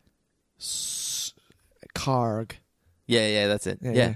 yeah. That kind of vibe. yeah. And he's like fishnet kind of like stuff. Right. And, the armor is so cool. And the fact that, you can pull off the mask and you see the fucking crazy shit underneath. That mask is so iconic. Yeah. Like that mask that he pulls And was off. it James Cameron that said, He give did, it dreadlocks? Yep. It was James Cameron. No. Was it James Cameron? Why do I have a feeling it was James Cameron? James Cameron said something. No, James Cameron said give it mandibles. The teeth. And they made it have teeth. And they did. I love that. So in this, they had what it looked like, and it looked like something like a squid. It looked like District 9 alien. And they didn't like it. And then Arnie mentioned Stan Winston. And Stan came in and went, if I'm going to do this, get rid of all that you've got, get rid of it. And I'm going to do it properly. And on reading this, so Stan Winston's company was doing, Tyson, there was a team doing Predator. Yep. And there was a team doing Monster Squad. And they came out at the same time. Oh, cool. And everyone in that company was like, Monster Squad's going to be badass. Everyone's loving it. And anyone who was working on Predator, which was Stan himself as well, Yeah, right. was like, everyone was like, no way, this is going to be way better than Monster Squad. And most of the team were like, that movie's going to be shit. No one's going to see it. And he was like, you have no idea. And of course, at the end of the day, how many people have heard of Monster Squad and how many sequels to Predator do we have? Well, Predator was the second or third top grossing movie of the year or something of that year. I think it was second. Yeah. Yeah, and I mean that's pretty impressive for a jungle alien movie. Massive. It's crazy the movies that top the box office in the 80s. But it was so good. Such a different Do you era. know why? Because there was no board of directives going, how can we make this a franchise? Well, not at that point, no. And this is, the great thing about this movie is it doesn't demand sequels at all. Yeah. But it has every opportunity to, because we know nothing about the aliens, the predators themselves. No. So we don't even, especially at the start, that ship going and spinning off and then pissing off to wherever. Who's in that ship? That's it. That's a good story. That is. Well, it's another Predator, isn't it? Speaking of stories, Tyson. Yes. Have you seen what are your thoughts on Predator 2? I like 3 and 4. I tend to like most of the Predator movies to at least some degree. Okay. I think The Predator was probably the most disappointing of them. Of them. I wouldn't say the most of it. I would say it was by far the absolute fucking worst movie I've ever seen. And it's hard work. There were some things in there, but very few. No. But I rate Predator 2 and Predators. I can have a good time with both of them. I definitely can.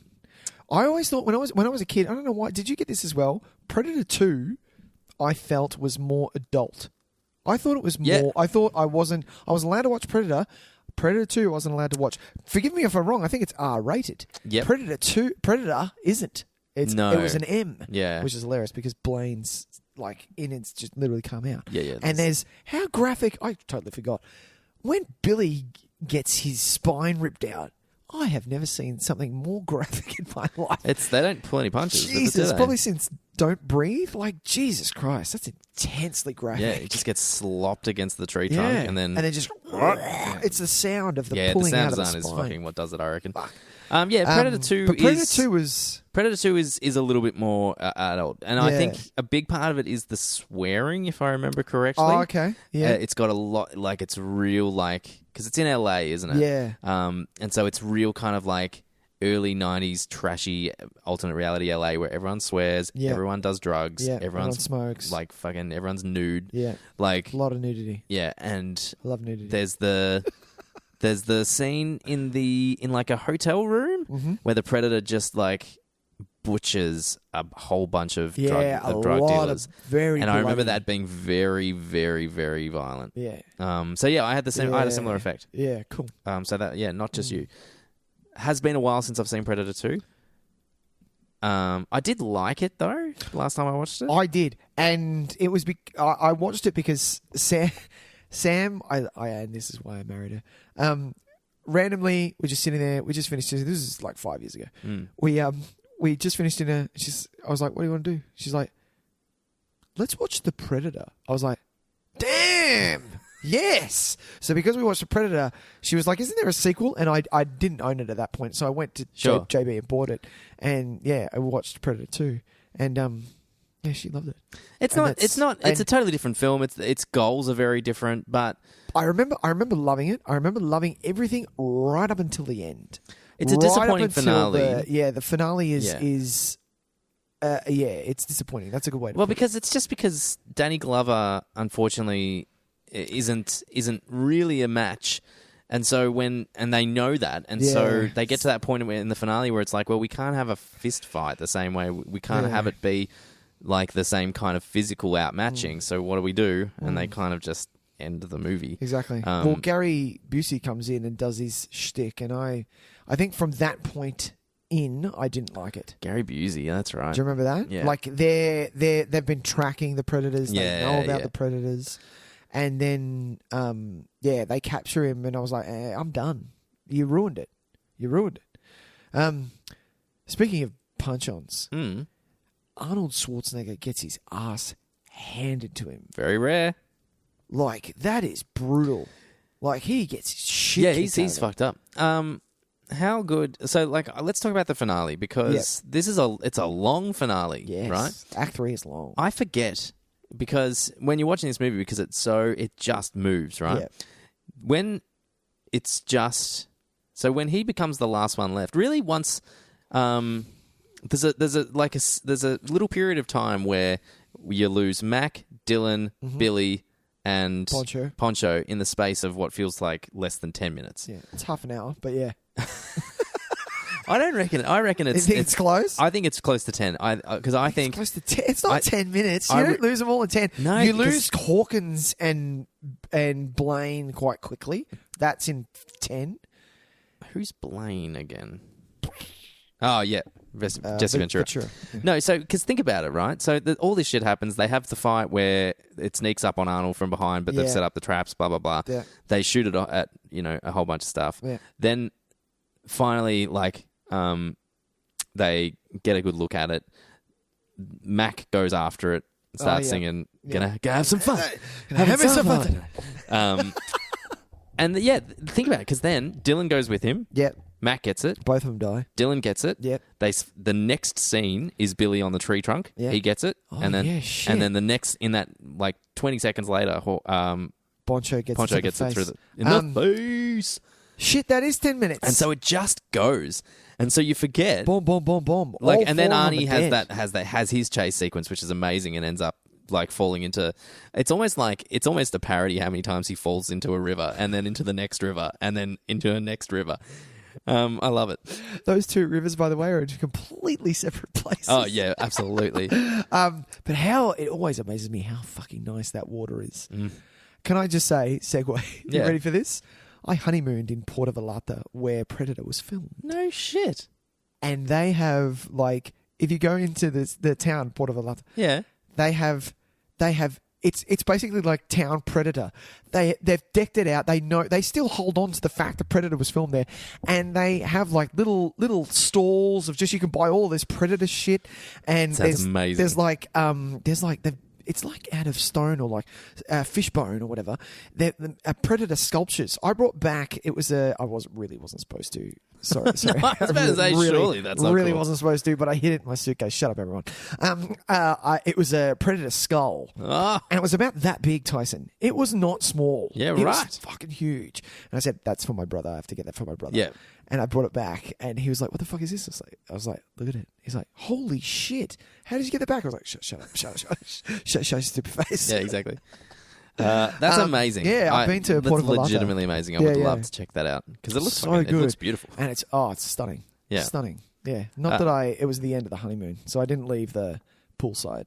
Yeah. You were well and truly in margarita relaxation mode. 100%. Yeah. So we get that moment where he crawls into the dirt for the first time and he notices. I could do without. This is one of the things that annoys me is that action movies think we're dumb. Oh sure. So what didn't you like? When he's there and he looks at the mud, and instead of just looking at the mud and kind of he has to touch it, look at it again and go, "You can see me." And I was like, we're not that dumb. People that like action movies aren't idiots. Yeah.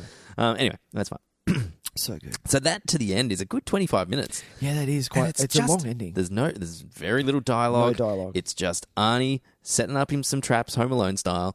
I love how everything comes back to doing it Home Alone style. Yeah, absolutely. I just think so good. Apparently just they are my favorite kinds of movies is when people fuck people up Home Alone style. I don't know what it is.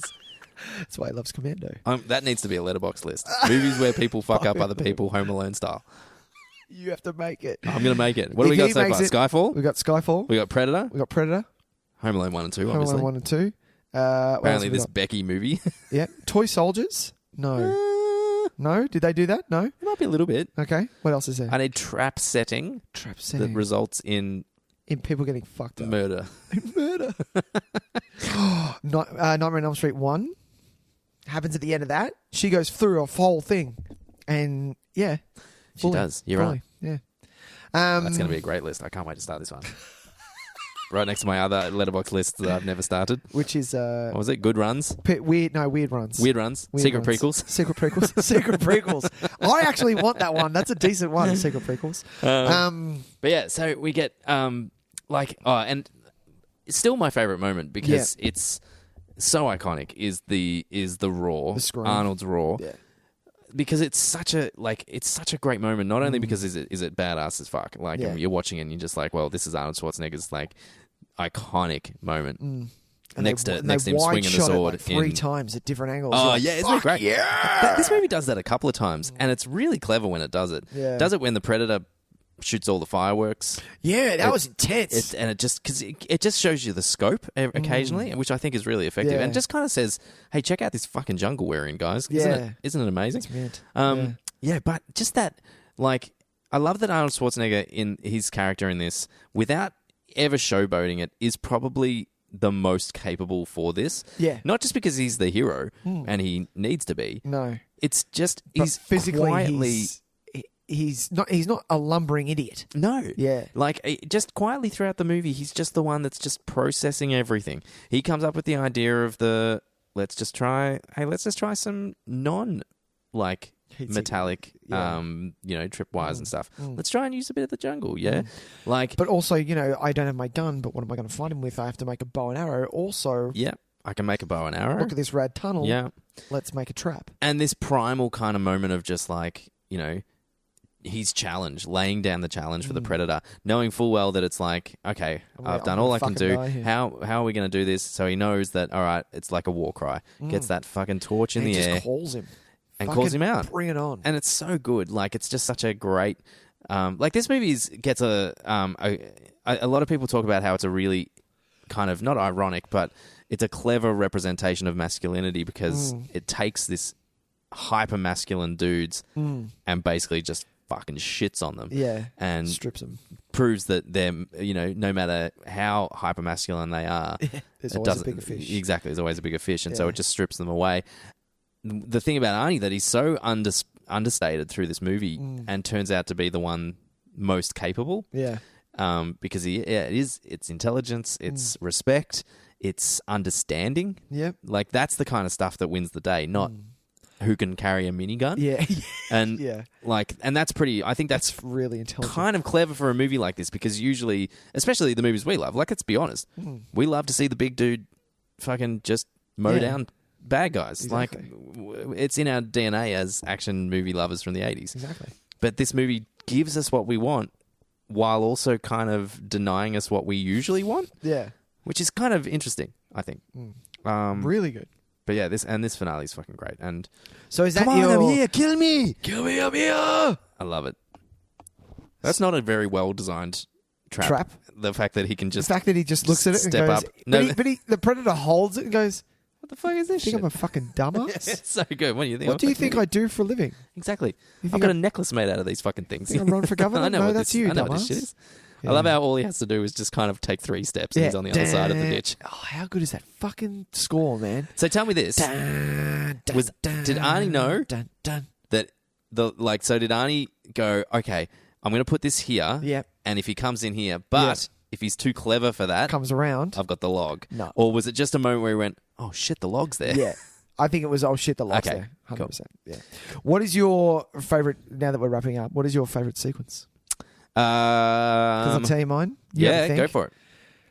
It's the reaction that Mac has. And then they just mow the fucking jungle down. Oh, yeah. Jesus. It still gets me to the... When I was a kid, I loved it, and I still love it even now. I played this thing so fucking loud. I'm surprised my wife didn't divorce me. Like... That is some loud shit. That is loud. I think my favourite moment in that is Mac just holding down the trigger, even though it's run out of bullets, and not being able to let go of it. Yeah. But see, what I like about that sequence is that kind of feels like what I'm talking about. Exactly. This is why I love it. Because it's now that I'm looking at it, I'm like, hypermasculinity, mowing everyone down, and what do? They get fucking nothing. We Not only hit that, nothing. They hit nothing, but they actually did hit it. They just don't. Yeah, they got a little nick. A little nick. Yeah.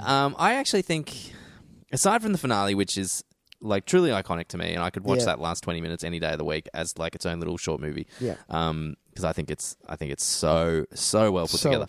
I think it's that sequence from for the Mac, Dylan, Billy kind of segment.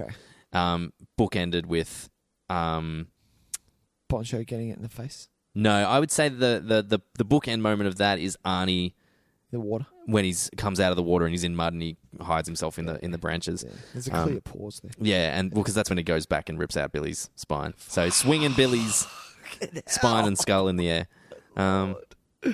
So he doesn't need the spine; he just needs the skull because later he's got the. But that's how you get a skull out quickly. Yeah. Oh well, I mean, he's pull it out of the back. It's all about efficiency with the Predator. Fuck. I like how. Here's a question for you: how does he know that that's what a laugh is for? So when Billy laughs, because that's the laugh he uses at the end. This is haunting as fuck. Oh, isn't it just? Jesus Christ. Is it just a cool moment, or am I missing something? Because when Billy laughs, he genuinely is laughing at the joke. He is. So the Predator doesn't understand. He doesn't get. He obviously wouldn't get what's happening. He wouldn't understand irony. So. Oh, he actually does though. Because he sets the bomb. But that's what I mean. And starts laughing. He knows what's going on. To him, that's not a joke though. That's ironic. Yeah. He wouldn't understand what. He's like, you think you've got me? Well, guess what? You're fucked. Because as far as he knows, a laugh is used for a reaction to something humorous. Well, that's the thing. We don't know. Maybe the Predators can speak English. Yeah, true. Do you know what I mean? We don't know these things. They're fucking uber intelligent, man. They're not dumb creatures. No, absolutely. You know, I like how one of the most effective lines in the movie, because it carries actual weight when he responds to Dutch's "What the fuck are you?" The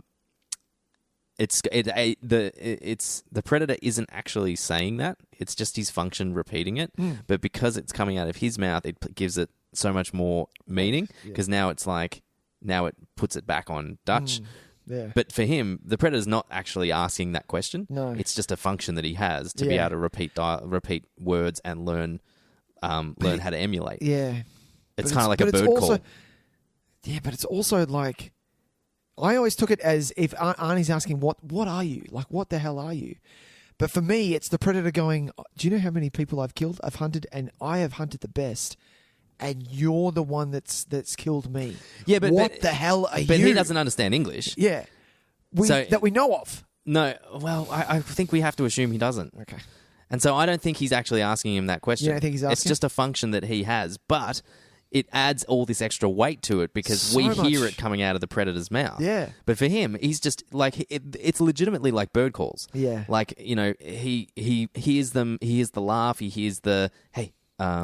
Over here, and stuff like that. Turn around. Yeah. He hears that stuff so that later, like we would as human beings if we were hunting, going bird watching, we'd have those little fucking whistles and being like, because we want to attract certain things. And that's what he does. He does that. You can. There's a moment, if it's the over here line, he goes, he does it to Dylan, doesn't he? That's right.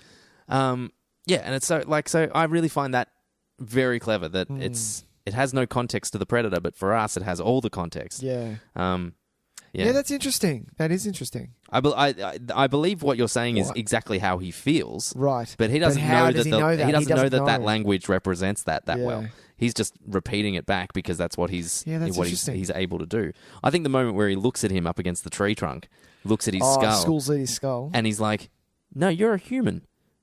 I've killed a fuck ton of you already. Yeah. Like how you were nothing. survived? How come you're still kicking around?" Yeah. And that's when goes, all right, well, let's do it old school then. Takes Yeah. off the shit. Yeah. I fucking love that moment. How good is that moment? But also, how fucking petrifying would that moment be? Oh, my when God.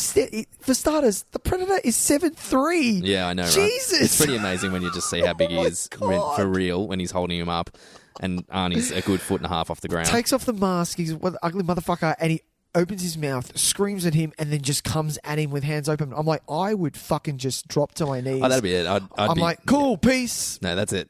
I'm out. I'd like the Blade one. Yeah, I'd shit my pants and fall into a fucking hole. God. Oh, so good. That'd be it. So good. Yeah, I watch Predator 2 now. And Predators.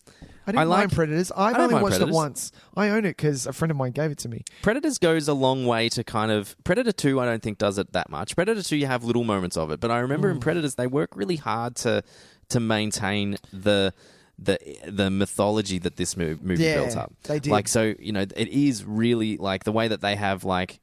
Very respectful of the sort of like the origin. Well, they have that one Predator there that's been tied up who, like, actually respects... Who comes to respect the Adrian Brody character because he said him, like, he released him. And even like stuff like the Yakuza guy, the way the Predator responds to the nobility of some of them. Like, I actually like, that's what, you know, I love the finale for that very reason, because for the other guys, think about it, like, he could have killed Arnie at any point. Like, when because he's just punching the shit out of him. Yeah. Like, what? Why isn't Bring he out just the blades and he cuts his head Why isn't off? he just cutting him up or skewering him like he did Dylan? And it's because he respects him as a warrior and a hunter as well. Which Predators they do a lot more than I think in Predator 2 they don't really give a fuck about that. He was this is so off. I don't know why I'm going to mention this, but I might as well. When Jesse Ventura gets hit, he gets hit twice. Yes. Once a splattering of blood hits him, and then he gets hit with a missile. Do you know what the splattering of blood is? I looked it up. I didn't realize. What is it? It's supposed to be. They were supposed to CG his spear from number 2. He was supposed to have that in this. That was actually him getting cut by it, and then he was going to get hit with a missile. The disc that he has in number 2 as well, he was meant to have this in number 1. And they're like, no. I thought it was like, I thought he had like a sharp disc like a thing. shock. I thought it was like a shock because he gets shocked and he's like, "What the fuck was that?" I thought it was like he had like razor discs. That's in number 2. So I just assumed, because isn't that how Mac gets it? Mac doesn't get a missile to the head. Mac gets a. Yes, he does. Mac gets a. I thought he gets like a razor thing to the head. No. Oh. He gets a because he's the iconic 3 dots on Mac's arm. Yeah. Come down, it goes here, and then. So I always thought. Missile. Yeah, right. Yeah. I thought the missile was different from the. Different from some of missiles. them. Yeah. Yeah. I thought he had like a one because wouldn't Mac's head be like clean off? Like you saw completely. brain. There was brain. There. Was there brain there? Yeah. I thought there was just like a clean cut. No. Interesting. There was brain. You look at it closely. No, because it looks like I studied it for ages. Because it looks like he's scrunching his head. So because Mac is bald, it looks like his forehead is making lines, but it's actually brain. It's brain. Yeah. So good. And by brain we mean ballsack. We do. How good is Predator's scream when he's doing like the medic thing to himself? Yeah. And then just that's a clever little thing. That little clamp, isn't it? I think we have those now, don't we? It's a butterfly clip. Yeah, I'm pretty sure. Do you reckon he got that from someone Do you reckon that was one of theirs, or do you reckon he stole it from like a medical pack? It looks really quite human. Yeah. It's the most human thing that the Predator has. Yeah, but it's weird. I love how he screams and it's like you can, and everyone's fine. Everyone's like, oh, like that was the jungle. Smacks the tree trunk like, oh Jesus, fuck that hurt. Yeah, and Anna and Billy are like, we are fucked. Yeah. I love Anna's little speech about the. This has been a hot summer. Yeah, yeah. I didn't realize this was the it. first time that I listened to that speech and realized that she's actually talking about the Predators have been there for a while. Yeah, I didn't realize that. Yeah. Well, that kind of gets referenced later in other movies is that they've been, coming back. It's been a thing for a while. They try and come down. It's like target practice for them. Sport. Yeah, they're just they're honing their skills. Where do you, Tyson? Question. Yes. Where do you sit on the Aliens versus Predator bandwagon? Because Because I've seen one, but I haven't touched Requiem. No, I haven't watched Tyson? Requiem. I've seen parts of Requiem. Okay. Like a la YouTube. Yeah, but it doesn't. I heard it was no good. Alien vs. Predator I don't like because it's from an era of film that sucked. I just don't like the aesthetic. I don't like what they were going for. It's 2000s. Early 2000s. It's like new metal meets like R&B rap meets Predator and Terminator, Predator and Alien. Yeah. Like, I feel like, is it Ashanti? Is Ashanti the lead in that? And I'm like, if Ashanti's the lead in anything, it's a bad era. That period of time where we tried to make, like, average R&B stars, like fucking Busta Rhymes and Coolio, if they're in your movies, like... LL Cool J. I don't mind a bit of LL Cool J. Bless his heart. What was he in? SWAT. He's in SWAT. He is in SWAT. He's in an Any Given Sunday. He's good in Any Given Sunday. He's good in that. He's in Toys. What, the Robin Williams movie? No shit. Yeah, look, I don't think I'll never watch AVP or... I think I might watch them one more time. Just one more time. Well, I haven't seen Requiem. I'll give him a shot. Please. Can't be worse than The Predator. Probably not. Jesus Christ. I'm keen to watch Predators again, though. Yeah, I'm keen to watch that again, too. I I've only really seen liked Adrian Brody in that. I remember watching that and being like, Adrian Brody should be an action hero. I really like Adrian Brody. I Except really he like started him. doing real shit. He doesn't... Yeah, it's because you got to do something, man. Yeah, I mean, Yeah. actors got to act. Yeah. I think I really like it. And one of the reasons I do really like him is it's when he won for The Pianist, best actor. Yeah. They tried to play him off, and he told them to shut the fuck up because he literally went, no, you can stop that music because this is, I'm pretty sure, the only time I'm going to get to do this. Yeah. So how about you be quiet? He knows he lucked out. Yeah. Champ. What a champ. Tyson.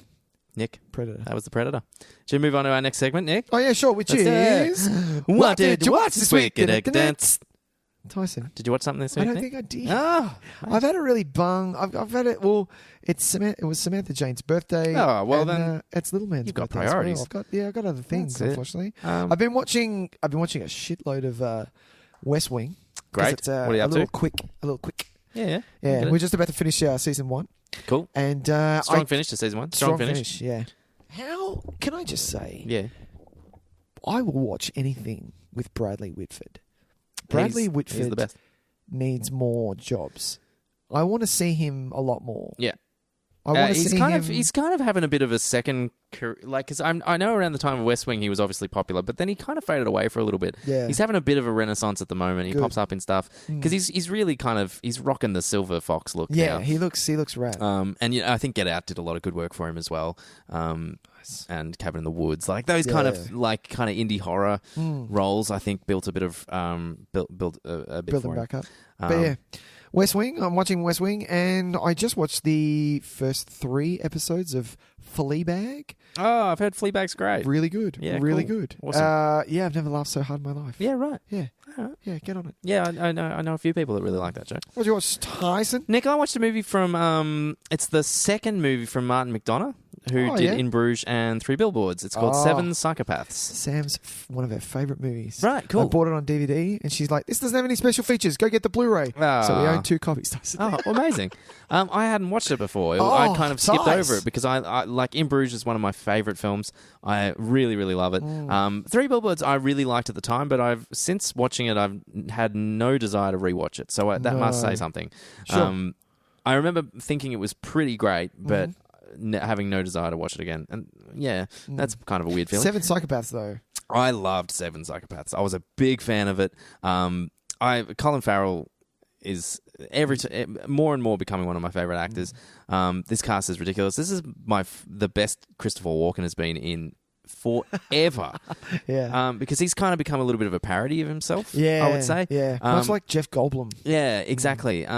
But God, he was something else in this. I was just so surprised by his performance. I was surprised by where this movie went.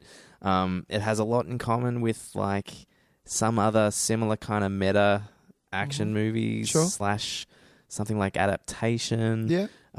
But maybe to a lesser extent, it's not as it's clever, but it's not as serious. It's yeah, not as, yeah. I know what you're saying. The stuff about in something like Adaptation, which I think it has a lot of similarities to, but the stuff in Adaptation that is meta is actually really important to the structure of the movie. Whereas in this, it's more just a commentary on the movie. It's not structurally like embedded. Yeah.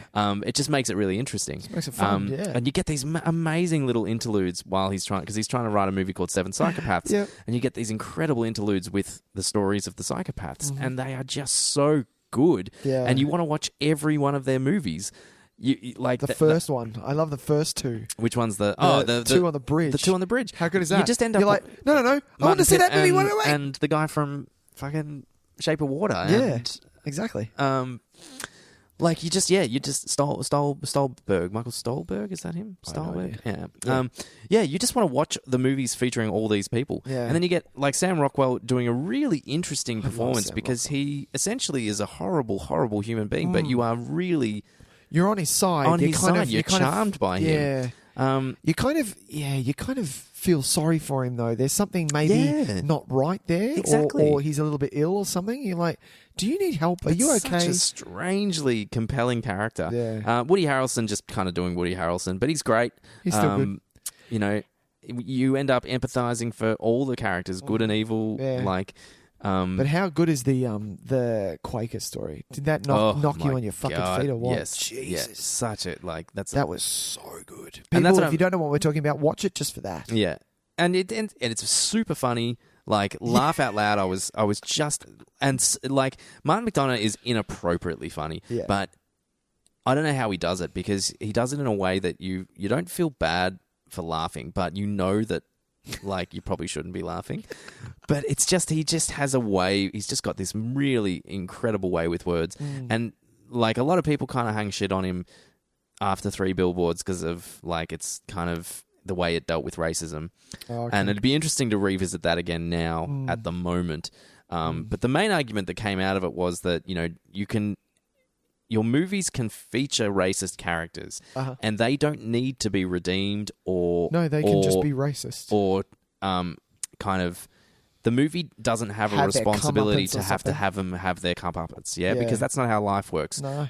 There are people that have horrible opinions of the world, and they just continue living, and they keep going. Right. And did he get backlash for that? Did he? So there was a big backlash because of the way Sam Rockwell's character was represented in that as a horrible racist who didn't get redeemed or anything, but ended up some of the things that he did ended up being important to the finale of the movie. Right.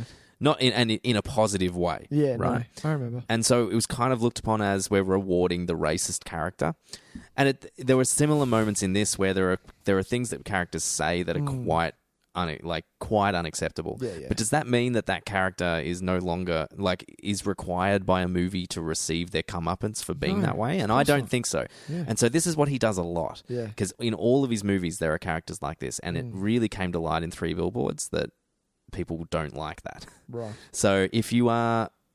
Well, don't watch it then. I think maybe this is not a movie for people who are sensitive about that kind of stuff at the moment. Sure. Because I think there were some little elements in it that I was like, yeah, that probably wouldn't fly anymore. But I don't feel that way about his work because I know that he's coming. Well, I assume that he's coming from a place where he's actually commenting on those kind of people. But he's not. He's making a difficult choice by saying, no, I'm not gonna make the movie decide for you. You're gonna have to decide. But aside from that though, fuck, it's hilarious. Colin Farrell the best. Somewhat terrifying. Really violent at points too. Really in your face. He is, or the movie is the violence. The violence. The movie. The movie is very violent. Yeah. Like makes you look at some stuff that you're like, oh Jesus. Fucking Tom Waits out of nowhere. Tom Waits is so good in this movie. How good is Tom Waits? So fucking good. Can't recommend it highly enough. Good movie. I will watch it again sometime soon for sure. You can borrow my DVD. Or you want the Blu-ray? Oh, I take the Bluray. Yeah. Has it actually got special features? Yeah. Yeah, great. Yeah. So outtakes. He's jumped up. Oh man, I could imagine there'd be a absolute ton of great outtakes. Yeah, because Sam Rockwell just going on a rant. Yeah, exactly. Like, Sam, get back on script, you idiot. Yeah. And there's an incredible sequence where, like adaptation, the Sam Rockwell character describes the finale of the movie he wants to write that has all the characters in it, and it's a giant shootout in a cemetery. And the monk has the fucking flamethrower. and having Sam Rockwell like make gun noises with his mouth while I'm watching this shootout in the cemetery, and hearing Sam Rockwell just being like, and they're mowing him down, and while the score's like doing exactly what you think it should do at that point, like it's doing the epic finale score. Yeah. It's so much fun. I just had a ball. Yeah, highly recommended. Nice. Nick, we've got some exciting news. Oh, right. We can open up the mailbag. Oh, really? It's been a while. We've got a mailbag. We do have a mailbag. That's not true. We get love letters all the time. We just can't read them out. Yeah, Tyson exactly. We're not allowed. No. Well, that's just for us. It is. Very excited. And this is going to tie into what we're doing next week, Nicholas. So we've got a lovely email here from the subject line is long-time listener, first-time emailer. This is from friend of the show, Seville. Seville has been a long-time fan of the show, great supporter, and has... Sorry about that. Is that Go-Go Power Rangers? It's my fucking phone. Yes, it was. I just got an email. Go-Go Power Rangers. And a really, really great supporter of the show and a friend to myself, which is absolutely lovely. And I'm so glad that she's taken the time to write in. Oh, thank you. Hey, guys, just listened to your episode of Saturday Night Fever, and I had to email and tell you that I felt exactly the same way about it. Nice. I also happened to watch it for the first time with high expectations, and I am now scarred for life having seen the final scene in the car. For more information, go tune into our episode on Saturday Night Fever probably about a month ago. What's that? 5 or 6 episodes ago, maybe? Sure. No, we did that in person. No, you did that in person, so it was probably 2 months. Yeah, 3 months ago. maybe 8 or 10 episodes ago. Yeah. We had a really interesting chat about a movie that is not at all like you remember it being. Not what it's billed as. You hit it on the head because it was billed as a fun disco, a bit of a Grease time. Yeah. No. Horrible, that horrible movie asks some questions and does not do anything to comment on it at all. It just kind of goes, hey, you know what's fucked up? Look at this. I'm not going to do anything. Yeah, but I'm not going to do anything about it. Yeah. Anyway, the real reason for my email is to please request a film. Nicholas, next week, Nick and Tys by request. We are doing... I recently watched The Talented Mr. Ripley for the first time, and I can't stop thinking about it. Would love to hear your thoughts on it. If it's a movie you'd like to discuss. Love your work, guys, and thanks for the laugh. Seville, thank you so much for emailing in. That's really awesome. And because you were so kind to take the time to email, we are going to next week be talking about The Talented Mr. Ripley. Who directed this? That's Minghella, I think. Anthony Minghella? No, yeah. Minghella. Really? Yeah, English Patient guy, wasn't it? I still haven't seen that either. Seville, was it Seville? Yeah. Seville, I haven't seen this. So Minghella. It's always been on my list. And Tyson, have you only seen it once? I saw it once, probably around the time it came out, because it was an Oscar. Oh, it's going to be a fresh. It was watch up there for in you, Oscar then. kind of stuff. There was I think some supporting actor nods and screenplay stuff. So I watched it around that time. Mm-hmm. Cool. I'm looking forward to this. I've always wanted to watch this. This will be fun, Tyson. It will be a lot of fun. Or maybe it won't be. Or maybe it'll be... It won't be fun at all, actually. It's a pretty dark film, if I remember correctly. She just watched Saturday Night Fever. She's like, you know what reminds me of it? Tell it to Mr. Ripley. Let's get the boys Tell you what, about anything after Saturday Night Fever, anything is like a breath of fresh air. Yeah, we'll be fine. So that's going to be a lot of fun. Nicholas. Tyson. Why don't you tell the people where they can find our show? Oh, sure. Ladies and gentlemen, thank you so much for joining in to what was probably one of the funnest episodes we've had in a while. That was good. Yeah, I love Predator. Did you feel that? Well, of course. Damn, as if we weren't going to have a good time talking Predator. Yeah, it was good. It was just a good chat. Ladies and gentlemen, thank you for listening in. If you do like our show, please like, subscribe, rate, review, all of those lovely things. We would love it so much. If you do want to request something, just like Seville has, you can email us on nicktysonvideotape@gmail.com. But other than that, we're on... I've got the fucking hiccups. You do have the hiccups. On the last bit of the podcast. You've gone through hilarious. nearly 2 hours of podcast without it. Oh, my God. Other than that, we're all on the social media. So jump on Facebook, jump on Instagram, and jump on the Twitter. You can follow us if you want to. Other than that, Tyson and myself are big fans of the Letterboxd app. That's it. If you wish to look up what Tyson and myself rated the John McTiernan Predator film, you'll have to look us up. That's the only way you're going to find it. You can follow us. Tyson is TYS_videotape, and myself is NIC_videotape. That Tyson, is correct, Nicholas. Until next week. Until next week, buddy. Let's watch some Talented Mr. Ripley. Let's do that. Yay. All right, man. Bye. Bye. Bye.